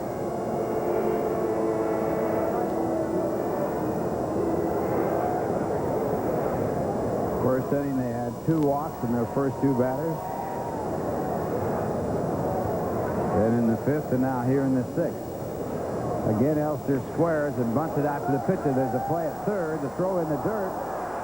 And it is handled by Salazar, and how he ever caught that ball, no one knows. Eric Gregg making the call of out, so Johnson forced at third base on a terrible throw, but a great play by Salazar to pick it out of the dirt. Well, this is an extremely close play. Elster gets the bunt down. DePino, being left-handed, makes it easier for him to go to third. Of course, there's no tag necessary, as it's a forced play. So DePino, being left-handed, fires it. Look where he fires it, right in the dirt. And it's a good call by Eric Gregg, as Salazar had the ball and his foot on the bag before Johnson got there. Fine play by Salazar. So again, the Mets failed to move the runners up on the sacrifice. And that'll bring up Doc Gooden, and he'll probably be bunting.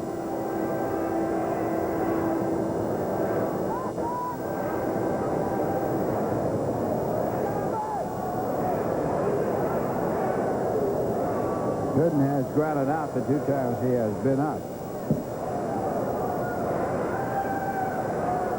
First baseman Mark Grace moving in front of the runner for a look at the bunt, and there's one bunted in the air and a double play. So the Mets twice attempt to sacrifice and fail both times, and they're out of the inning after having runners at first and second on 2 hits and no one out. 1 man left. The score at the end of 5.5 innings. The Mets 5 and the Cubs 4. Now here's a word from Nissan.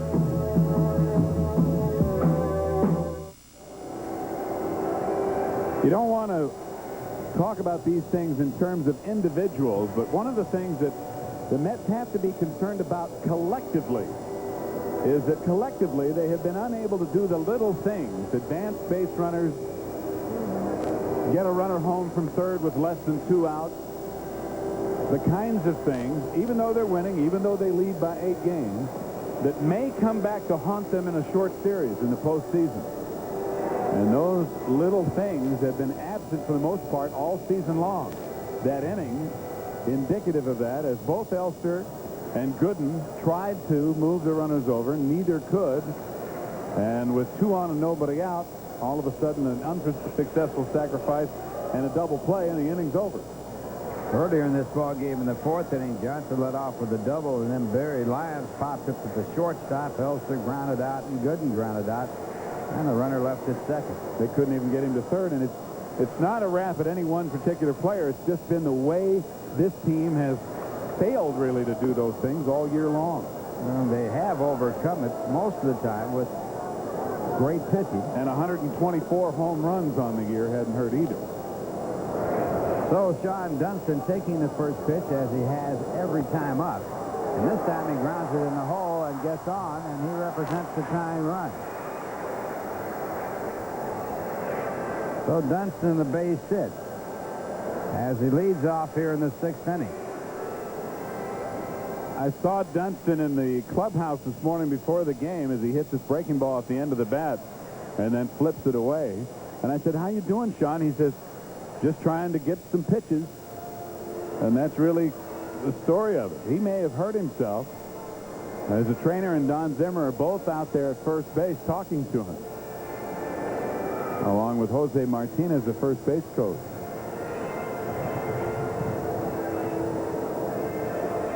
So even in the clubhouse this morning, Sean Dunston was thinking about it, just trying to get some pitches. And as you pointed out, he took the first pitch last night every time up, and he's done it again today.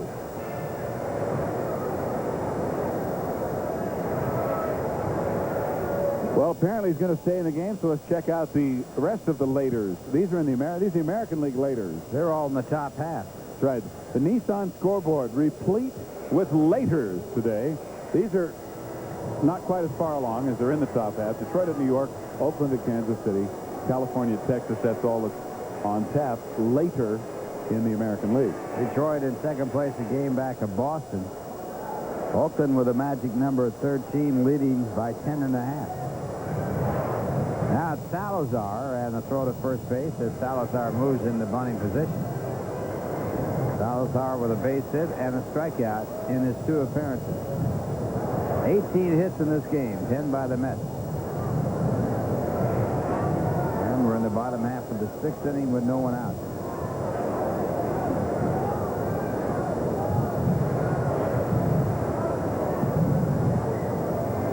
Throw to first base.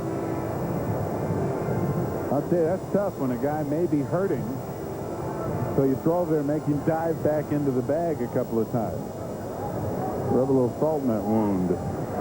Mets looking for the sacrifice. And another throw over there. Last night's ball game was the sacrifice almost obvious. The pitcher, Jeff Pico, squared around the bunt, then swung back into hitting position, grounded the ball to third, and Johnson had nowhere to throw it as it froze the infielders. This ball bunted out to Gooden. He has no play at second, so he picks up the out at first, and the Cubs execute a sacrifice.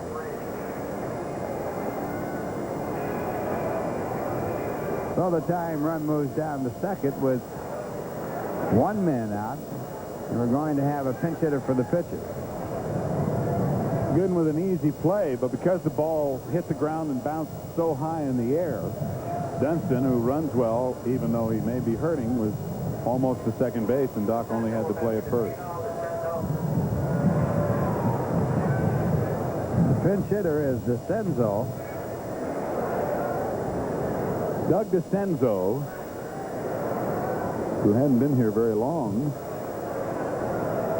Cubs called up about 4.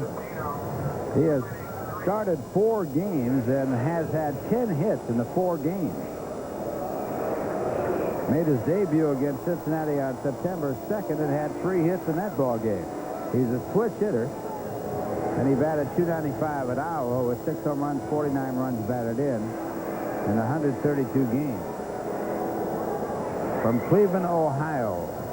And Timmy points out this is his first major league pinch hitting appearance. And he takes the fastball for ball 1. When you're hitting .478 as a starter, there's his average. Played at Oklahoma State University and was a NCAA College World Series player 2 years there. And it was a teammate of Pete Incaviglia. First year out, he batted .333 at Geneva, batted .327 at Winston-Salem. This ball fouled away. And then at Pittsfield in '87, he batted .306. So he has hit well everywhere he's been.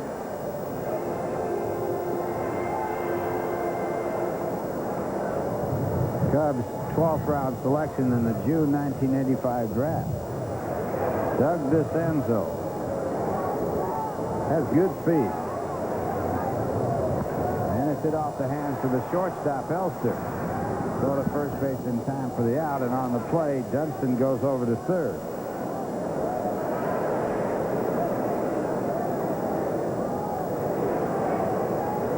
I wonder if they'll start calling him DeSensei. His name's so close to the former major leaguer Doug DeSensei. Might be a good nickname for him. He got down that line in a hurry in his first big league pinch hitting appearance. DeSensei playing in Japan right now. And that brings up Mitch Webster, and he takes the first pitch for ball one. Webster 0 for 3, but it was his ball that turned the ball game toward the Cubs. Hit a fly ball to center field. Mookie dropped it. He lost it in the sun. Went for a 3-base error, and that set up a 4-run inning. Where if Mookie had caught the ball, no runs would have scored. It was the last out of the inning. Cubs getting 4 earned runs in the second on the drop fly ball by Mookie Wilson. And a fly ball hit foul down the left side out of play. Mookie now in left field gives chase.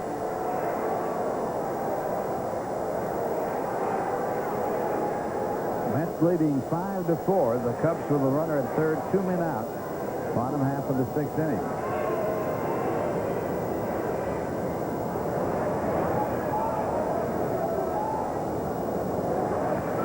And the fastball fouled back.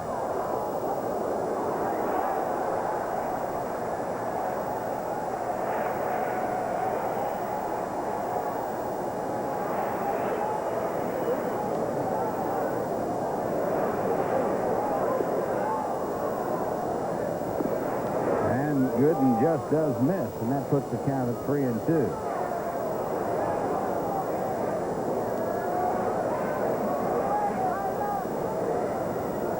The 3-2 pitch to Webster. Breaking ball, ball 4. Man, those last 2 pitches were so close. Gooden's first walk in the game that puts runners at first and third with 2 men out. Brings up Manny Trio. Few words of encouragement for the doctor from the captain. Trio with a base hit and 3 at bat. Struck out on a curveball his last time up. Got a base hit off the fastball back in the second.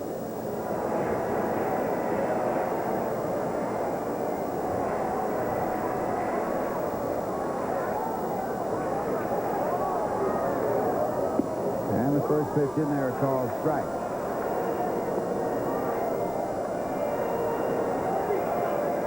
A couple of years ago, Manny Trio was named one of the 10 best-dressed men in sports.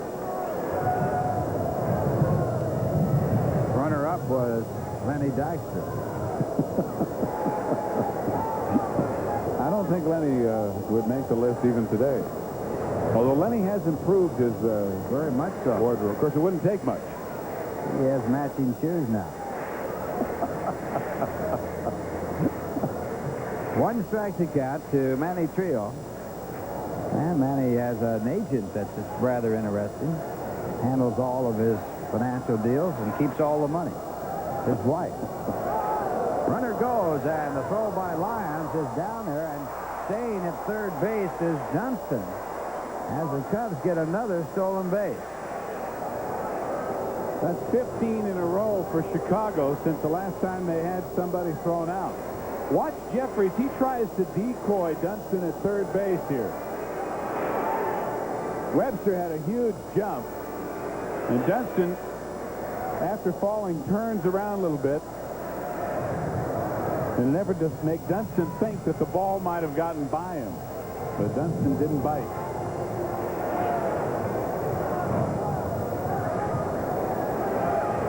One and one the count. And a big swing and a miss as Trio tries to go for the downs and misses. 1 ball, 2 strikes.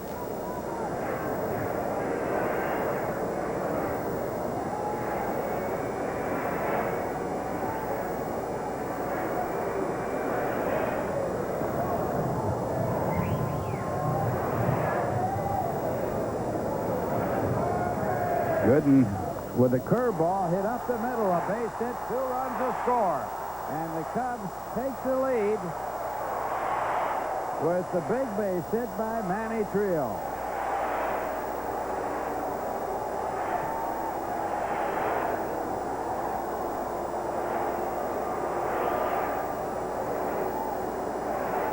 Nothing bigger than a 2-out run-producing base hit. And Manny Trio has had 2 of them in this game now and driven in a total of 3 runs with 2-out base hits. So Dwight Gooden, who had not given up an earned run until this inning, now trails in the game 6-5. And the batter is Mark Grace. And the fastball fouled away. Mets led 2-0, and the Cubs got the lead. Led 4-2. The Mets tied it up on a 2-run home run by Darryl Strawberry. Then took the lead in the 5th on an RBI by Strawberry at an infield hit. And now the Cubs got it back. Runner goes. The throw down to second is a good throw, but not in time. And another stolen base.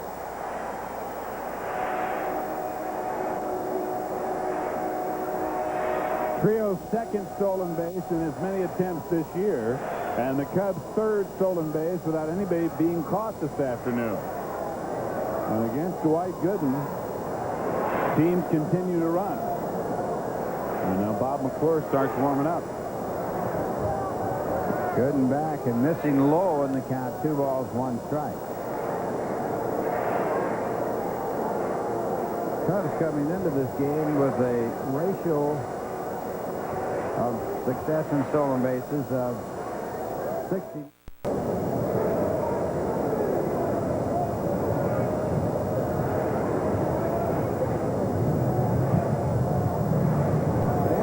Enters the game at third base, and the third baseman who started the game, Angel Salazar, moves to shortstop with Sean Dunston being taken out of the game, fueling speculation that there was in fact something wrong with him in that inning. And the new pitcher is Scott Sanderson in relief of Frank DiPino, who originally relieved Greg Maddux. And Sanderson 1-1 with a 0.90 ERA. This is only his 6th appearance. And to call it for you, here's Tim McCarver. All right, thank you very much, Steve-O.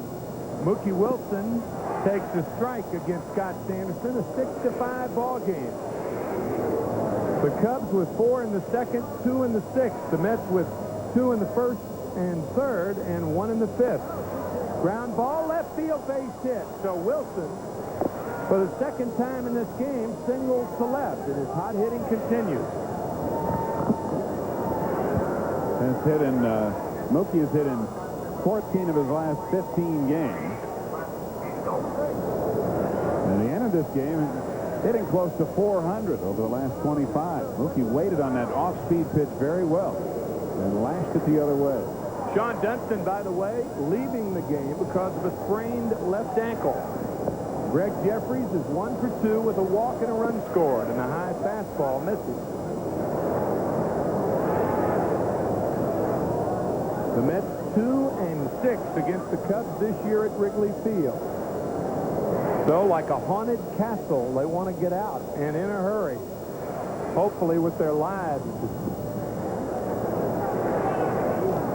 Not been a happy place for the Mets this year, or last year for that matter. They were 3-6 last year here. Probably one of the worst parts for the Mets in their history. Line to right field, base hit. Wilson's going to try for third. The throw. Jeffries doesn't want to do the same thing Johnson did in the 1st inning, so he stays at first. The Mets with runners at the corners and nobody out. Trailing by a run. Good base running by Wilson.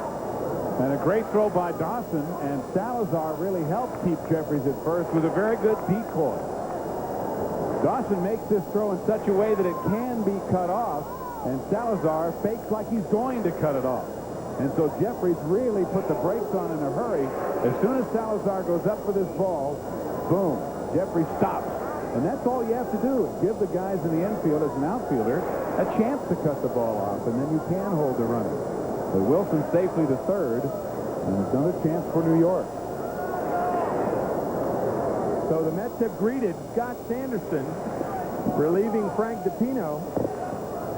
with 2 base hits to lead off the 7th, and Keith Hernandez the batter. He's 2 for 3. Line drive, right field, base hit, right center.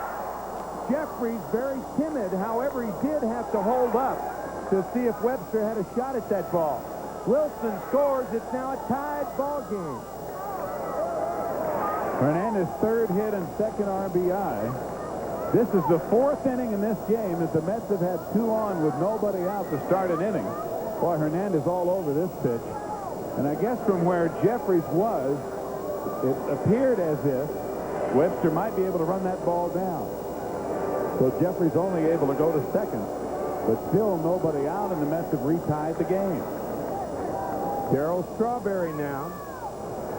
Darryl with his 33rd home run in the 3rd with a made aboard and an RBI single in the 5th.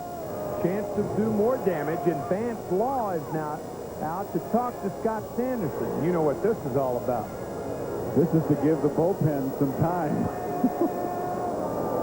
Jim Croce used to sing, "If I could save time in a bottle." Well, Drew Hall came in last night. He threw up a 3-2 fastball to Strawberry, and Darryl took him deep to right field to tie the game in the 9th inning. Mike Capel is the right-hander, but Drew Hall the left-hander, and that's who it's going to be. Sanderson out, Drew Hall in. So it's a pitching change here at Wrigley Field. Don't go away. It's a 6-6 ball game. We'll be right back after this from Busch Field. Hall making his 16th appearance of the season. He's the 4th Chicago pitcher of the afternoon, 1-1 with 1 save. And he's going to face 3 consecutive left-handed hitters. Strawberry, Lenny Dykstra, and then Johnson will have to turn around to the right side to hit against Drew. 2 on, none out, tie game. Strawberry. Ball 1. As we said, Strawberry with a home run last night against Drew Hall, and he has another one in this game.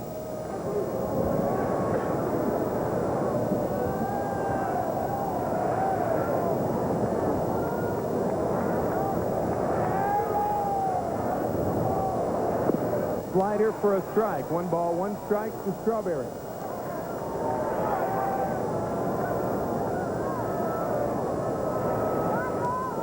Jeffries at second base. Hernandez at first base.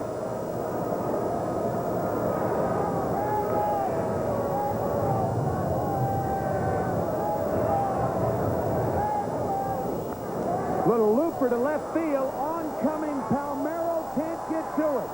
Jeffries had to hold up to see if Raphael was going to catch the ball. For that reason, he doesn't score with nobody out. And the Mets had the bases loaded with nobody out. They've had 4 straight hits. Jeffries has been doing a lot of this holding up to see if the ball's going to be caught. Station-to-station baseball. Strawberry picks up his 3rd base hit, but is unable to pick up the RBI. So now the middle infielders of the Cubs are in double play depth. And on the corners, Law at third and Grace at first are playing in. Dykstra the batter. He flied to center and is only at bat. Low, ball 1, 1-0. The Mets now with 14 hits in this game. The Cubs have 9. It's a 6-6 ball game. Mets with a chance to do some serious damage.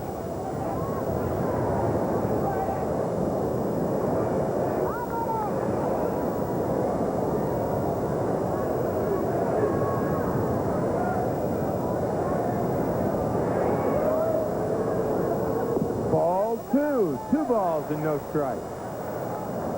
Mike Capel continues to throw in the Cub bullpen. It's been good and all the way for the Mets.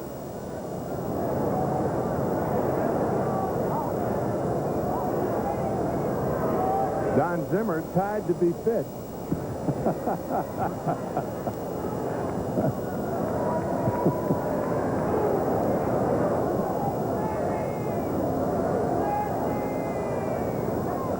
Foul back. Lenny had a good pitch, a good swing, but he just didn't get enough of it.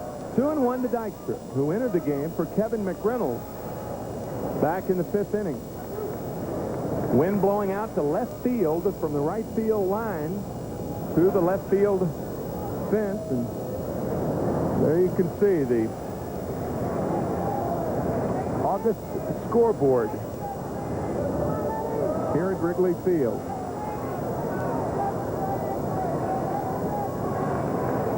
Two and one to Dykstra. Little looper. I say a little looper. This ball carrying into left center, and it's going to be a sacrifice fly. Hey, you just can't gauge fly balls in this ballpark.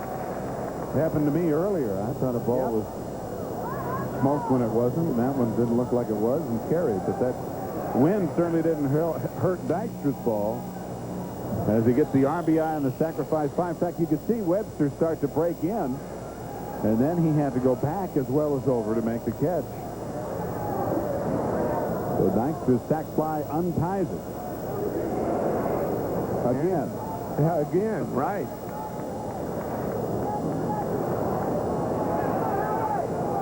This game has flip-flopped back and forth, as it often does for any team to visit Wrigley Field because of the elements of sun and wind, tough playing conditions.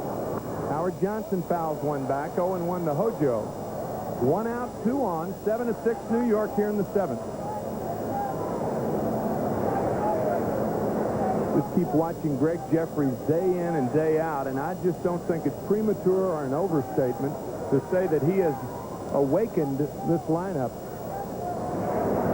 Yeah, he seems to have what it takes to put that spark in there, and that's what critics of the Mets have said has been missing. Slider is high, 1-1. You might say, well, he's too young.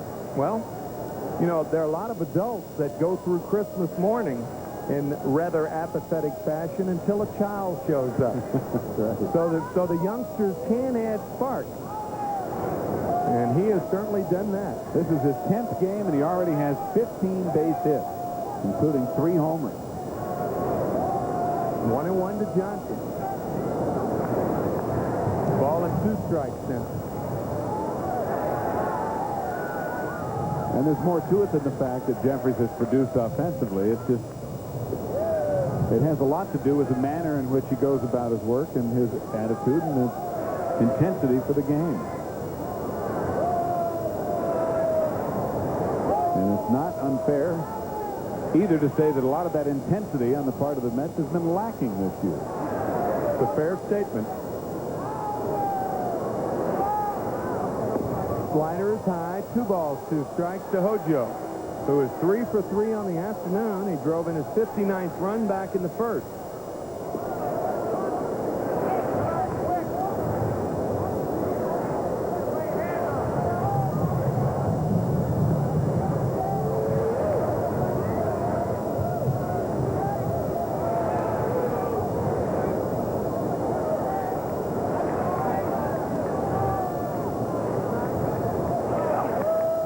Good cut.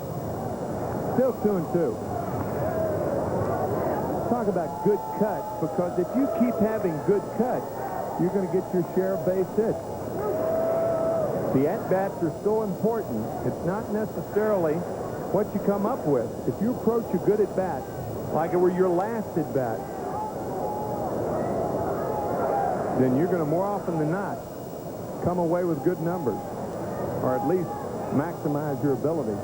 Still 2-2 to Hojo. Slider is high. 3 balls and 2 strikes. Well, then the runners. I don't know. Howard Johnson strikes out a lot. Yeah. Hernandez does not possess real good speed at third. Mets have had a problem, as we've talked about, moving runners over, advancing runners in similar situations. So, you know, you might be inclined to try to make something happen. Hojo, a much better hitter from the left side. Runners not running. Hit deep to left field. Back is Palmeiro. Out of here, Howard Johnson. And the Mets lead it 10-6.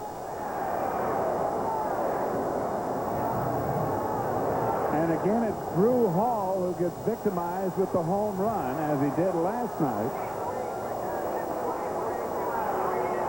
Howard Johnson now 4 for 4, including his 23rd home run of the year. And he has driven in 4 runs in this game.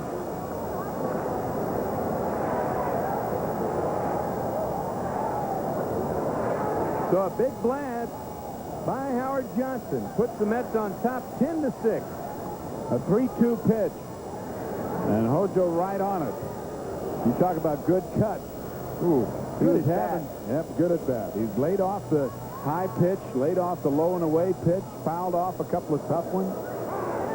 Got he and Keith Miller going through a routine. Myers. Hojo got one he could hammer, and he hammered it. When you're going well, you don't miss your pitch very often. That's one handshake, however, that I've missed. 0-1 to Lyons, 0-2 to Berry. That's Johnson's first home run since August 14th. And his first home run as a right-hander since August 9th, when he hit one against Pat Perry in this ballpark. The left-hander for the Cubs. 15 hits now for the Mets, 0-2 to Lyons.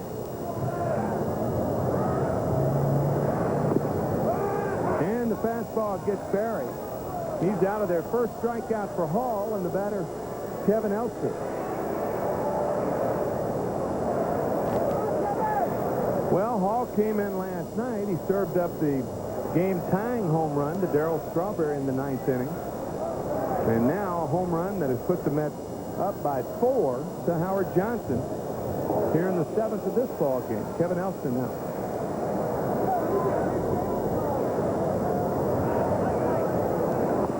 High, ball 1. Kevin 0 for 3 on the afternoon. Well, a while ago, Frank DiPino was the pitcher of record as the winner. Now, Scott Sanderson is the pitcher of record as the loser. Sanderson pitched only 3 batters. 1-1 to Elster. Baseball at Wrigley is a lot like the weather in Chicago. If you don't like the way things are, just wait a minute. It can change in a hurry.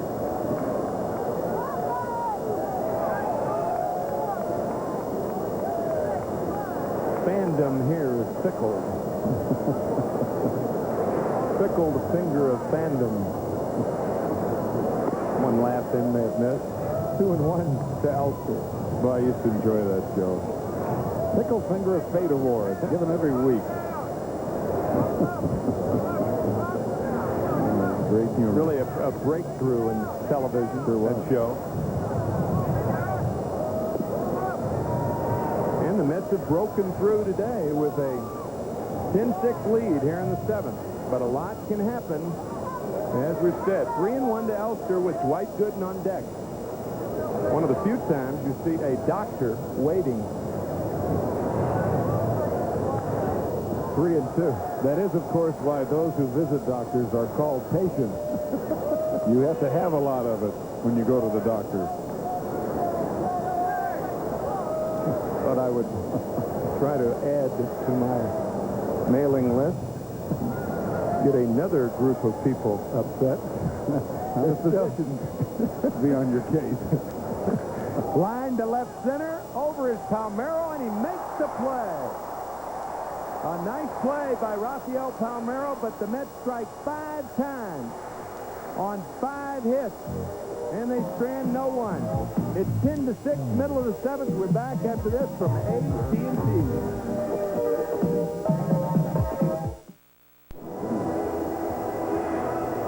Well, Doc Gooden, who gave up 4 unearned runs in the bottom of the 2nd inning, 2 more earned runs in the 6th. Now, because of 5 runs scored by the Mets in the top of the 6th, enjoys a 10-6 lead. But enjoyment beware here at Wrigley. Well, the Mets scored 5 runs in the top of the 9th inning last night to come from way back and tie it, only to lose it in the bottom of the 9th inning. So the Cubs are probably saying to themselves, look, they did it last night, we can do it today. Boy, the Cubs are playing the Mets like bears this year. Andre Dawson now to lead it off. Here in the bottom of the 7th, Andy on the afternoon is 1 for 3, but he has not gotten the ball out of the infield. Brilliant play by Hernandez, robbed him the last time up. 0-1 to Andre Dawson.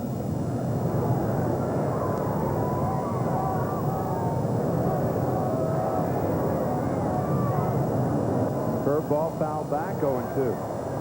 Cubs and the Mets have developed into a good rivalry. And, of course, a lot of that goes back to the '69 season when the Mets overtook the Cubs to win it. But I think where the gasoline was really thrown, that '84 season when the Cubs won the division. Remember those gritty games and all the animosity and everything that would go back and forth? Dwight Gooden lost his first major league game in this ballpark. He was shelled by the Cubs after he won his opening game, or his first start down in Houston. But he's 14-3 lifetime. Yeah, the Cubs won the first 2 games here at Wrigley Field, and they went to San Diego, and the Padres swept them 3 in a row, and it was the Padres in the World Series and not the Cubs.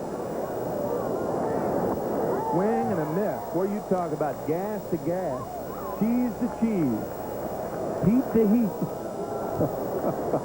Strikeout number 5 for Gooden. How about power to power? Power to power. That's a good cliche. Yeah. Well, this may be the fastest, hardest fastball Dwight Gooden has thrown all afternoon, and even the Hawks couldn't catch up with it. I mean, that was some dead red, as they say. Put that truck line hump into please. He was humping up on that one.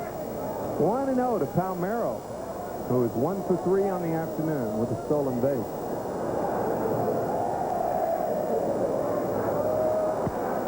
Fly ball, left field. I don't think it's going to reach, but Wilson there, and he makes the play. That ball hit off the end of the bat. 2 out. Boy, Mookie did well to come up with the ball.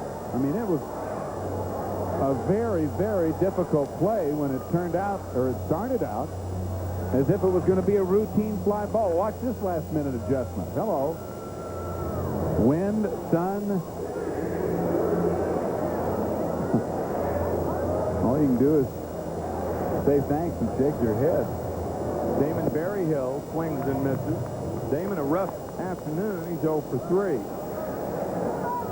Game-winning RBI in last night's game. A game won by the Cubs 9-8. Change up, base hit, left field. So Berryhill with his first base hit of the afternoon.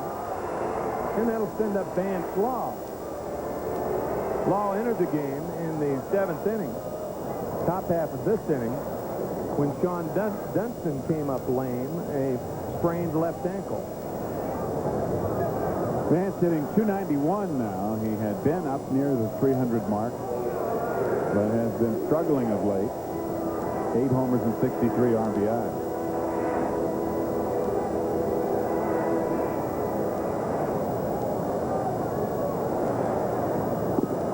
Strike on the corner. Doc has thrown a lot of pitches this afternoon. He's walked only 1. He struck out 5, but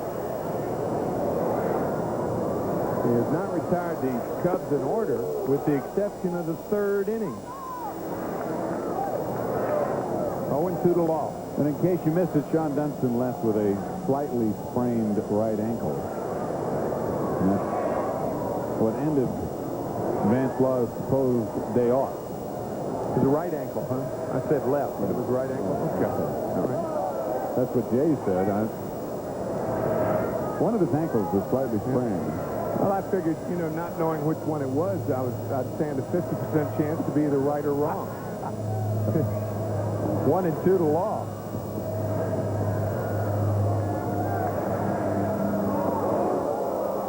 Inside, it almost hit him. That's all you need. You come in for a guy who gets hurt, and you get popped along with it. 2-2 to Vance. It's close. Riding fastball. Look at that thing just bear in on him.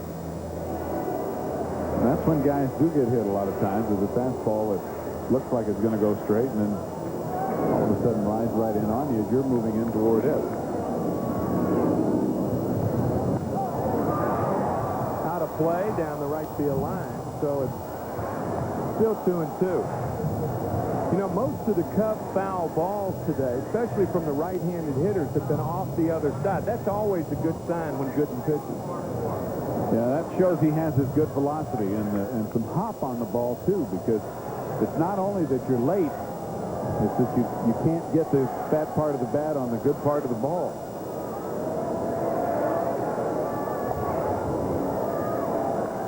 It's deep to center, but Dykstra is there. That ball didn't have a chance to get out of here. It was hit too low. No runs, a hit, one left for the Cubs here in the 7th. It's 10-6, New York after 7. And we're back after this from the good old guy.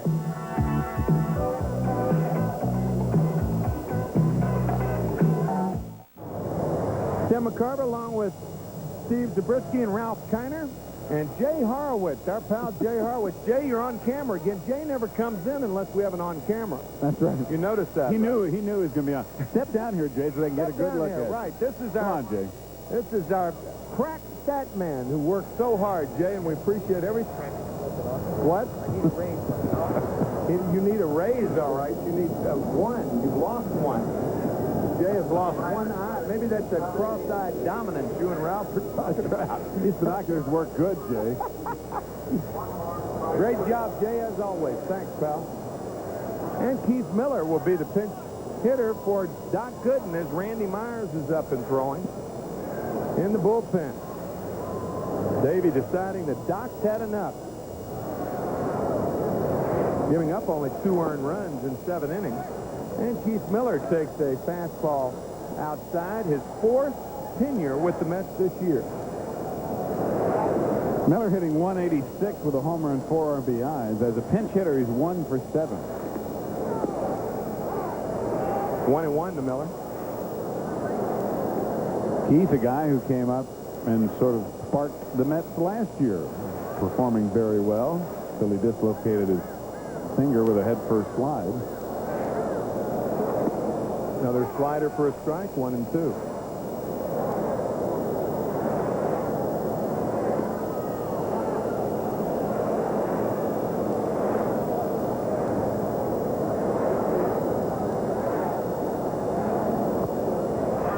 And 2-2. Ralph Kiner also sticking around for another Kiner's Corner after the game. One of the few days we have one before and one after the game. Double duty. Double dipper.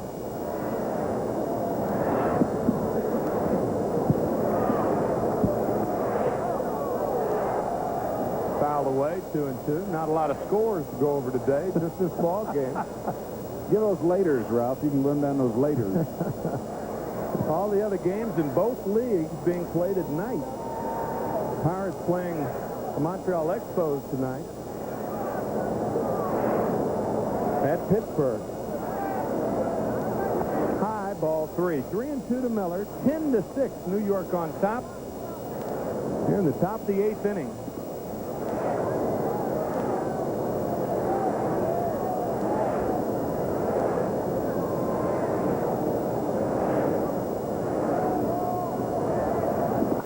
Line to center base hit.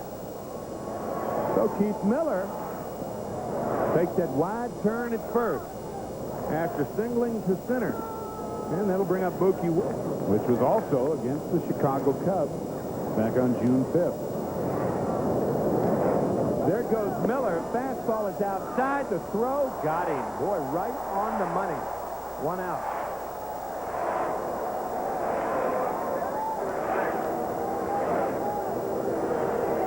Berryhill was what you'd have to call a perfect throw. Watch Salazar. He doesn't even have to hardly move. The ball's right there. Miller tags himself out. Sits any place else, he's safe. Perfect throw. 1-1 to Wilson. 1 out here in the 8th. 10-6 Chicago. Ball and 2 strikes now to Mookie. Or I should say New York. I beg your pardon. Chicago trailing 10-6. I'm used to saying the Cubs are ahead in this ballpark, I guess. Yes, you would have history on your side. They've beaten the Mets 6 of 8 times this year and 9 of 15 meetings for the year. Cubs come to Shea next Wednesday and Thursday. 2-2 to Wilson.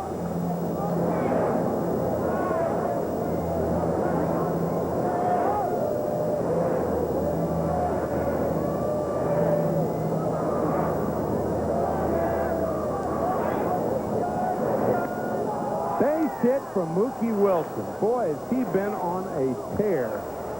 Man.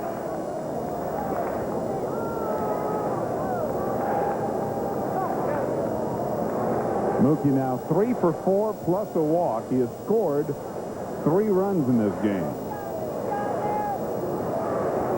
Mets are treating Drew Hall with a Wrigley. That's not a bad pitch, but the thing that made Mookie effective was he didn't try to pull it. He just hit it the other way with authority.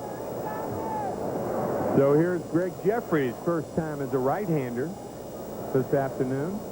He is 2 for 3 with a walk and a run scored. Takes the strike.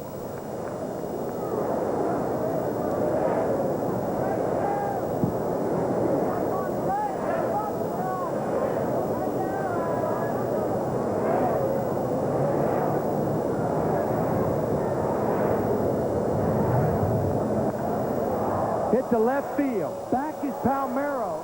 Deep against the wall. Out of here. So Gregg Jeffries gets a TP here at Wrigley Field, and the Mets now lead it 12-6. A dozen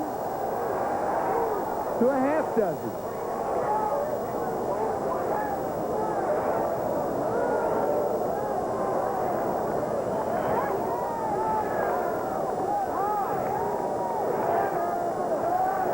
With any new player in the big leagues, you don't want to overstate things, and you don't want to let a short period of time formulate too long-lasting an opinion, because things can change second time around the league and beyond. But Gregg Jeffries has just done about everything.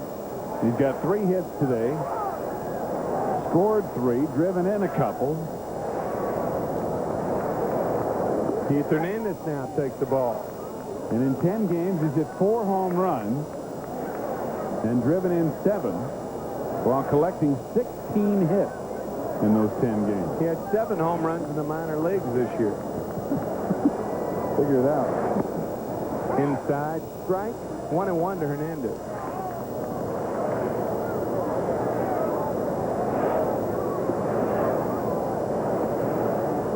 Mike Capel, the right-hander, back up and throwing for the Cubs. Randy Myers was throwing for the Mets. Now Terry Leach is up and throwing. So maybe Davey will not use Myers with the Mets this far out in front. But we are still, we remind you, at Wrigley Field. And the Cubs have 2 at-bats remaining.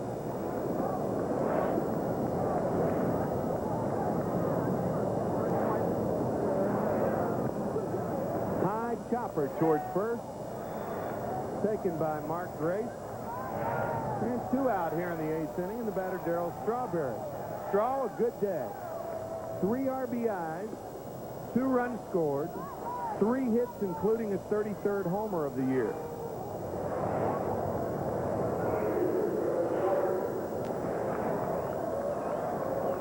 Well, what numbers that Jose Canseco is putting up. 111 RBIs, 107 runs scored. 37 homers to lead the majors. How'd you like to see him play in this park every day? Oh. How'd you like to have Strawberry, Canseco, and McGuire back to back to back? Inside. That was a little purpose pitch. 1-1 to Strawberry. It was Darryl who hit the 2 out in the 9th, 3-2 pitch homer off Drew Hall last night to tie the ball game. So that was a welcome back to the batter's box.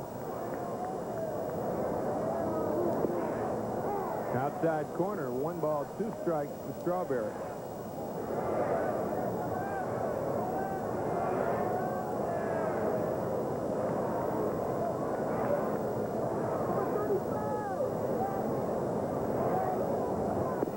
Way outside, 2-2.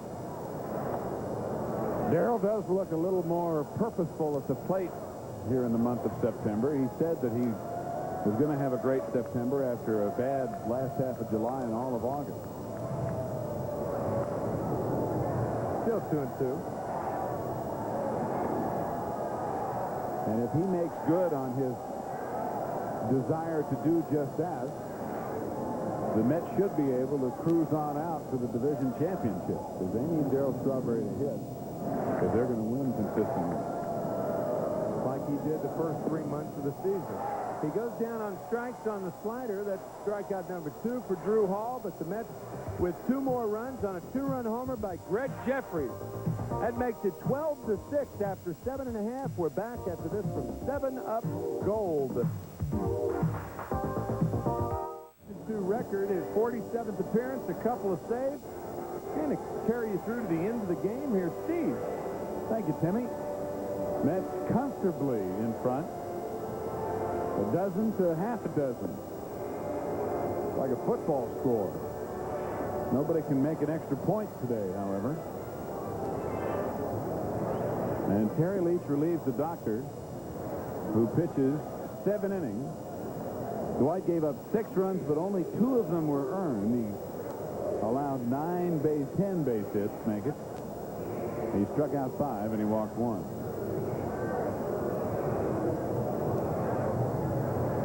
Gary Varsho on deck as a pinch hitter, as Angel Salazar will lead off the inning for Chicago.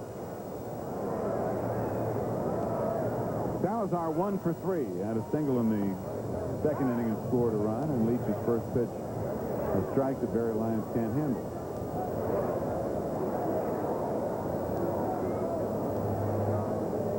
You rarely see Angel without a smile on his face, even after he takes a strike. Ground ball up the middle. Jeffries over, knocks it down, will not have a play. And we'll see how it's scored, but it should be an infield base hit. And it is. Ball takes a tricky hop late. See that ball coming up, and Greg tried to catch it in the web. Even if he comes up with the ball, it's going to be a very difficult play getting Salazar.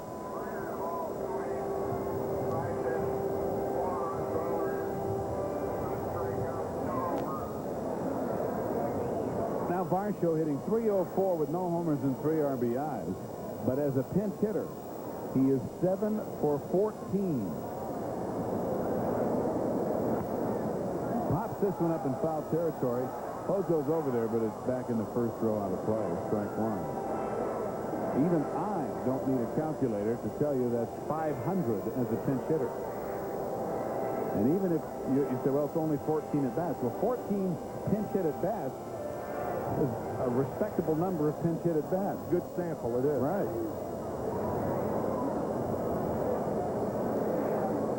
Cubs always seem to come up with pinch hitters.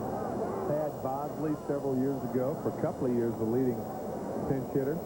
Used to have Al Spangler, too. Martinez. Boy, was he a good pinch hitter. They've had him. They always have somebody that can come off the bench and do the job. On occasions, they've had 2 or 3 somebodies. 0-2 to Varsho.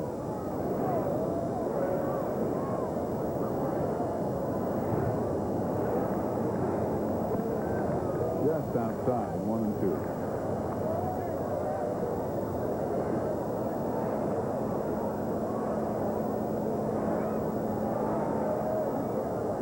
Leach in relief of Gooden in the bottom of the 8th inning. A drive foul down the left field line. Still 1 ball, 2 strikes.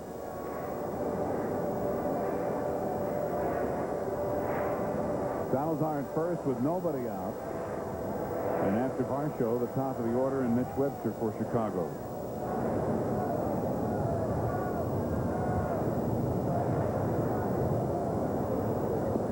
Blowing away, 2-2.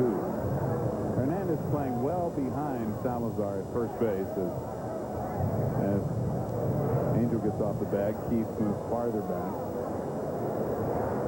Since the Mets lead by 6.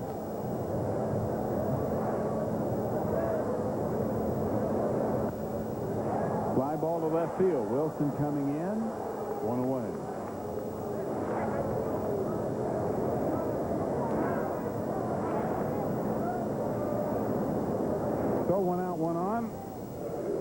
Webster will be the batter. Webster still looking for a hit, although he has scored 2 runs today. He reached on an error, and a big one it was.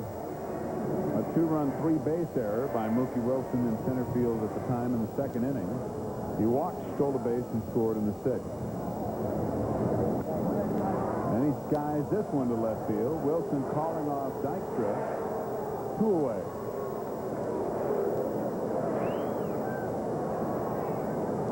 Mookie's been busy. They seem to find him. Had a lot of chances in center, moved to left, and he still has a lot of chances. What's this guy doing? So bad he can't look.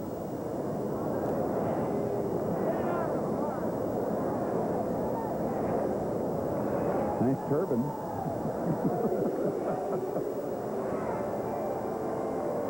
Manny Trio, the batter. 2 for 4 with a couple of singles, 3 RBIs, and a run scored. And a strike at the knee.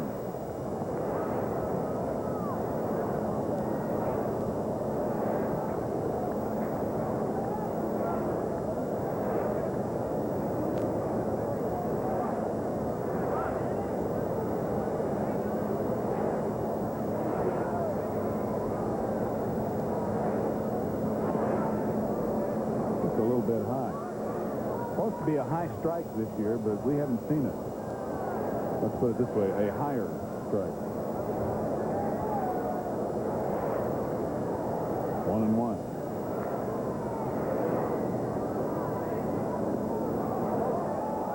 Salazar will go down to second as the ball gets away from Lyon. 2 balls, 1 strike. Very upset with himself, and I know how he feels. He's caught so many games, or so many balls today. And after not being in there, you really get tired. You may be in condition, but you're not in catching condition. And sometimes you get slow and lethargic with your hands, and that's why that was a pass ball on Barry Lyon. Now Barry changing the routine since Salazar is now at second base, and they can't get together, so they're going to have a meeting.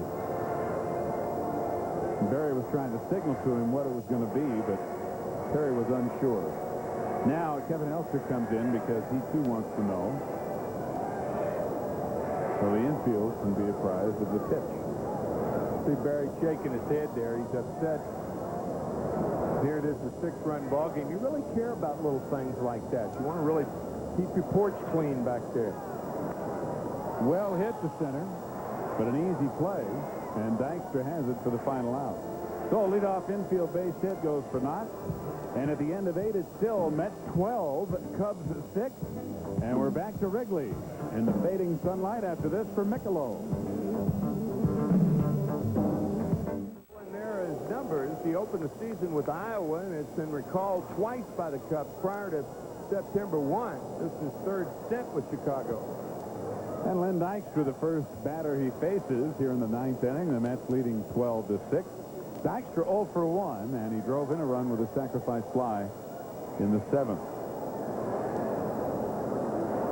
Dykstra, Johnson, and Lyons here in the 9th for New York.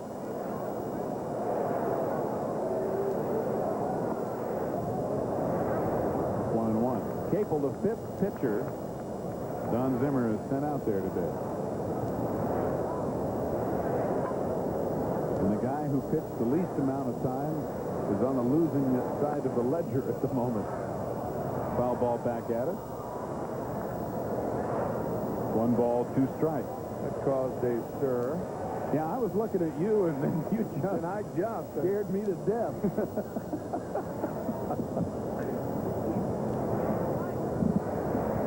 You ever been in the broadcast booth in Tiger Stadium in Detroit? Yes, I have. Oh, you have on Monday night? Yeah. Boy, those balls can get in there in a hurry. I mean to tell you. That's like you're the screen. Boston, too. Yep. Dykstra hits it in the air deep. It may go, and it is gone.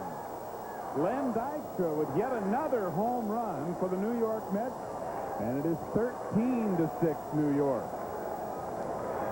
It's a 4-dinger day for the Metropolitans.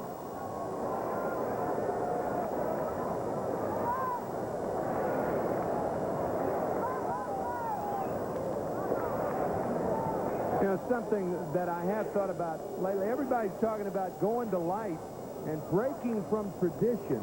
Well, you know, the tradition here at Wrigley Field has been as unfair a baseball for 72 years as one can imagine, with the wind conditions here and the sun. I mean, you know, what's so non-traditional about going tonight? I mean, this has not been a tradition. Games haven't been won traditionally in this park since it opened. That is a great point, and really true. The only thing that people think about is the last vestige of all-day baseball. Yeah. Well, that's not necessarily a good thing. Line drive, base hit by Howard Johnson.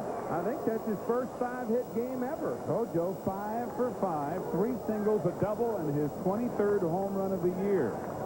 A perfect day. That is his first 5-hit game of his major league career, and Ralph Kiner will probably ask him about it on the post-game show. Here we are talking Ralph into a post-game guest. We're lobbying for the post-game guest. Telling him who to select.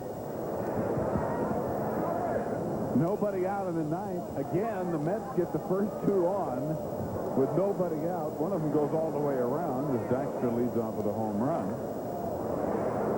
And the Mets now have 20 base hits. And our director, producer, Jeff Mitchell, says we're staying on this shot of Howard Johnson until Ralph acquiesces to use him as a guest. Fouled off by Barry Lyons, strike 1. Let's go back to Hojo. Let's wait for Ralph's decision here. He's on. Okay, Ralph says he's on. You're looking at the post-game guest for Kiner's Corner this afternoon. 5 for 5, Howard Johnson. We just booked him ourselves. Fly ball into short left field. Salazar out. Palmeiro in. 1 away.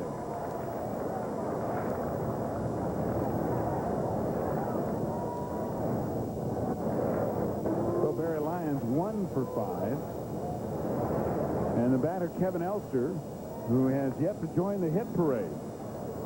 The Mets with a season-high 20 hits. People are leaving the park in droves, and trains too.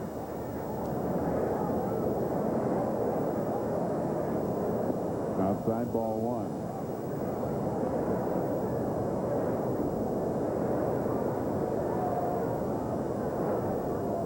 1. Elster, the only player in the lineup other than the pitcher and other than McReynolds, who left after the 3rd inning, not to have a hit.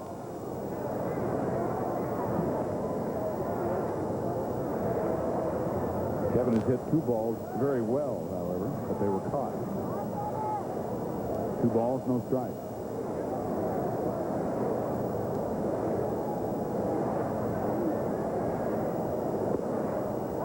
Two and 1.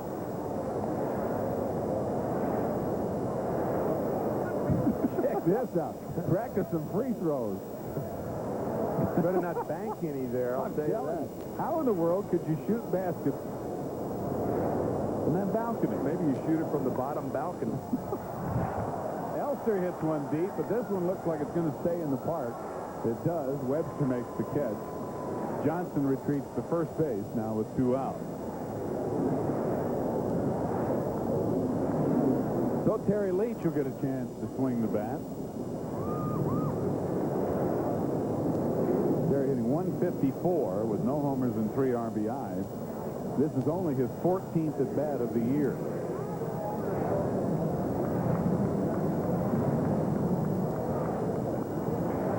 And he gets jammed and fouls it off out of play. Strike 1.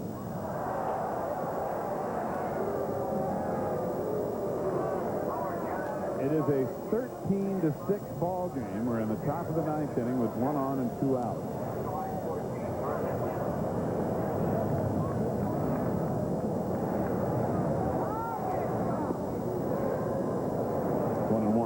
Did he just say Hojo had another 5-hit game? No, it was a 4-hit game. Oh, McReynolds had a 5-hit game. So it's the second Mets 5-hit game. Threw me a curve there. It was a fastball to Leach, however. So it's 1 and 2.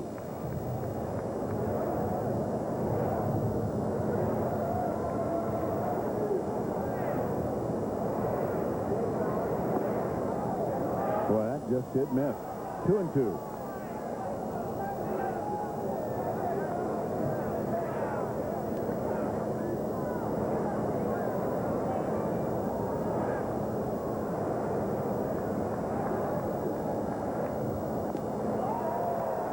over. Mets score once on 2 hits. Len Dykstra's 6th home run of the year, leading off the inning. We go to the bottom of the 9th with a 13-6 New York lead. After this for Continental Airlines. This is the perfect game to visit our Tim McCarver Pet Peeves Department. Good thinking. The Tim McCarver Pet Peeve Department today is ERT, which stands for the Elevator Rider Center of Training, which teaches you the following elevator etiquette. One of Timmy's biggest pet peeves. Do not push the button of an elevator on the floor that is already pushed. Right. Do not start up an inane conversation. Correct. Right. Never try to enter a packed elevator when everyone's trying to get off. Right. Stupid. Never get on at 10 and off at 9 with a stupid ice bucket. Never ask people around you, is this your floor? No one cares. Never say to tourist groups, come on, you can fit. Then 42 people will get on. Wait for the elevator doors to close before checking the correct direction of your room. Not to annoy the other riders by pushing all of the buttons. Mark Grace grounds to his hero, Keith Hernandez. Leach covers. And there's one out in the bottom of the 9th inning. Like David Letterman, isn't it? What's that 9th one? The 8th and 9th one, one more time. Can we go back to that page? All right. Not to annoy the other riders by pushing all the buttons in the elevator. Never ask the elevator operator, does this job have it up and down or what? And you could add to that, be sure to get on and say, left, please. You feel better now? Yes, I do. We finally got it in. We've been holding that in the can for 2 months, to the delight of probably our audience today. It's always better to get those things that bother us off our chest. Exactly. Especially when you can do it to millions of people. Of course. I'm glad we did that for you, Tim. Thank you very much. One out in the bottom of the 9th, and here's Andre Dawson, who's 1 for 4. You're making sure that I come up with it and everybody knows it, so I get the mail again. Oh, I want to give you credit where credit is due. ERCT, E-R-C-T is the acronym in case you want to form your own elevator fan club. Elevator Riders Center of Training. I mean, think about it. Grown people in this country do not know how to ride an I elevator. got a new acronym for you. What? Let's call it etc. The Elevator Training Center. For somebody who just keeps riding. That's it. Just call it etc. And you could add to those 9 points, etc. Excellent point. Dawson with a foul ball outside of third, so it's still 1 and 2.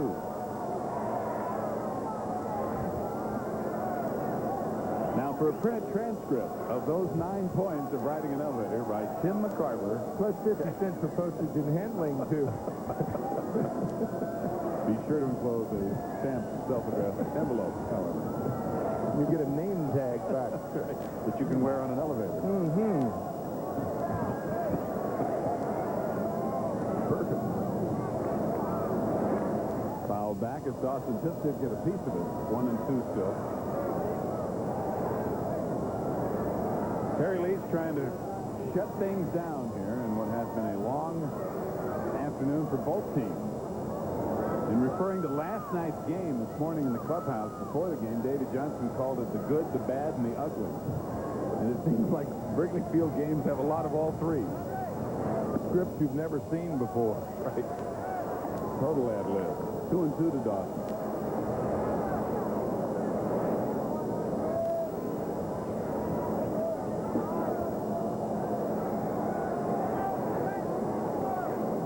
I can't wait till we get to the Montreal Hotel tonight and get on the elevator.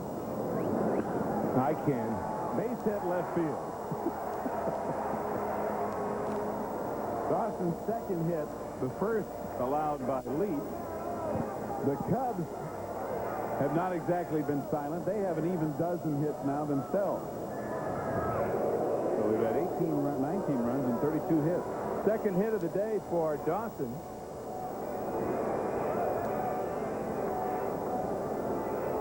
There's Rafael Palmeiro, who has a hit in 4 trips, a single to center, and a stolen base.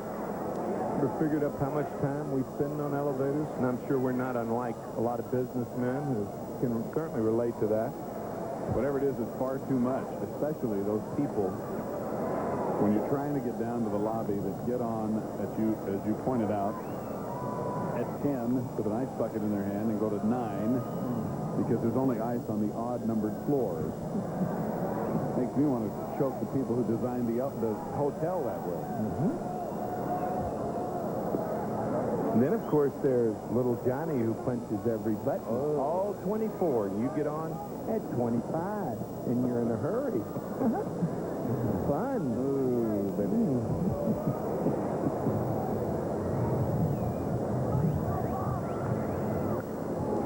Popped up and playable. May not be an easy play. Wilson over by the mound, but he can't get there. Yeah, well, you can certainly understand Mookie. I'll tell you, guys have done headers into those walls, and there is no padding where the mound is. There is padding on both outfield walls in foul territories, but not where for some reason, not where the bullpen mounds are. I've never figured that out. No, neither have I. Doesn't start until after the bullpen mound. I mean, what's the big difference? Well hit to right field, but Strawberry right there, and he battles that sun to make the catch of a line drive 2 away as Dawson remains at first.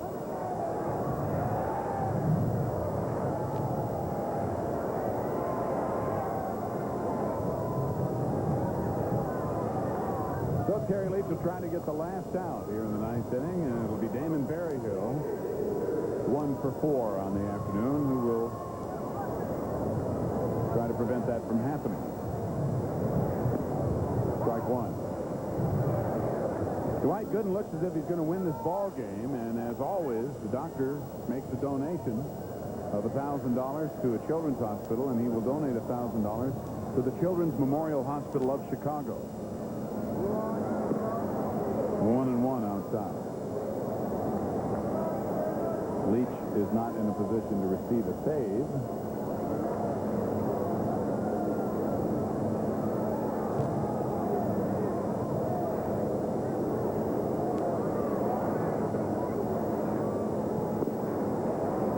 One ball, 2 strikes.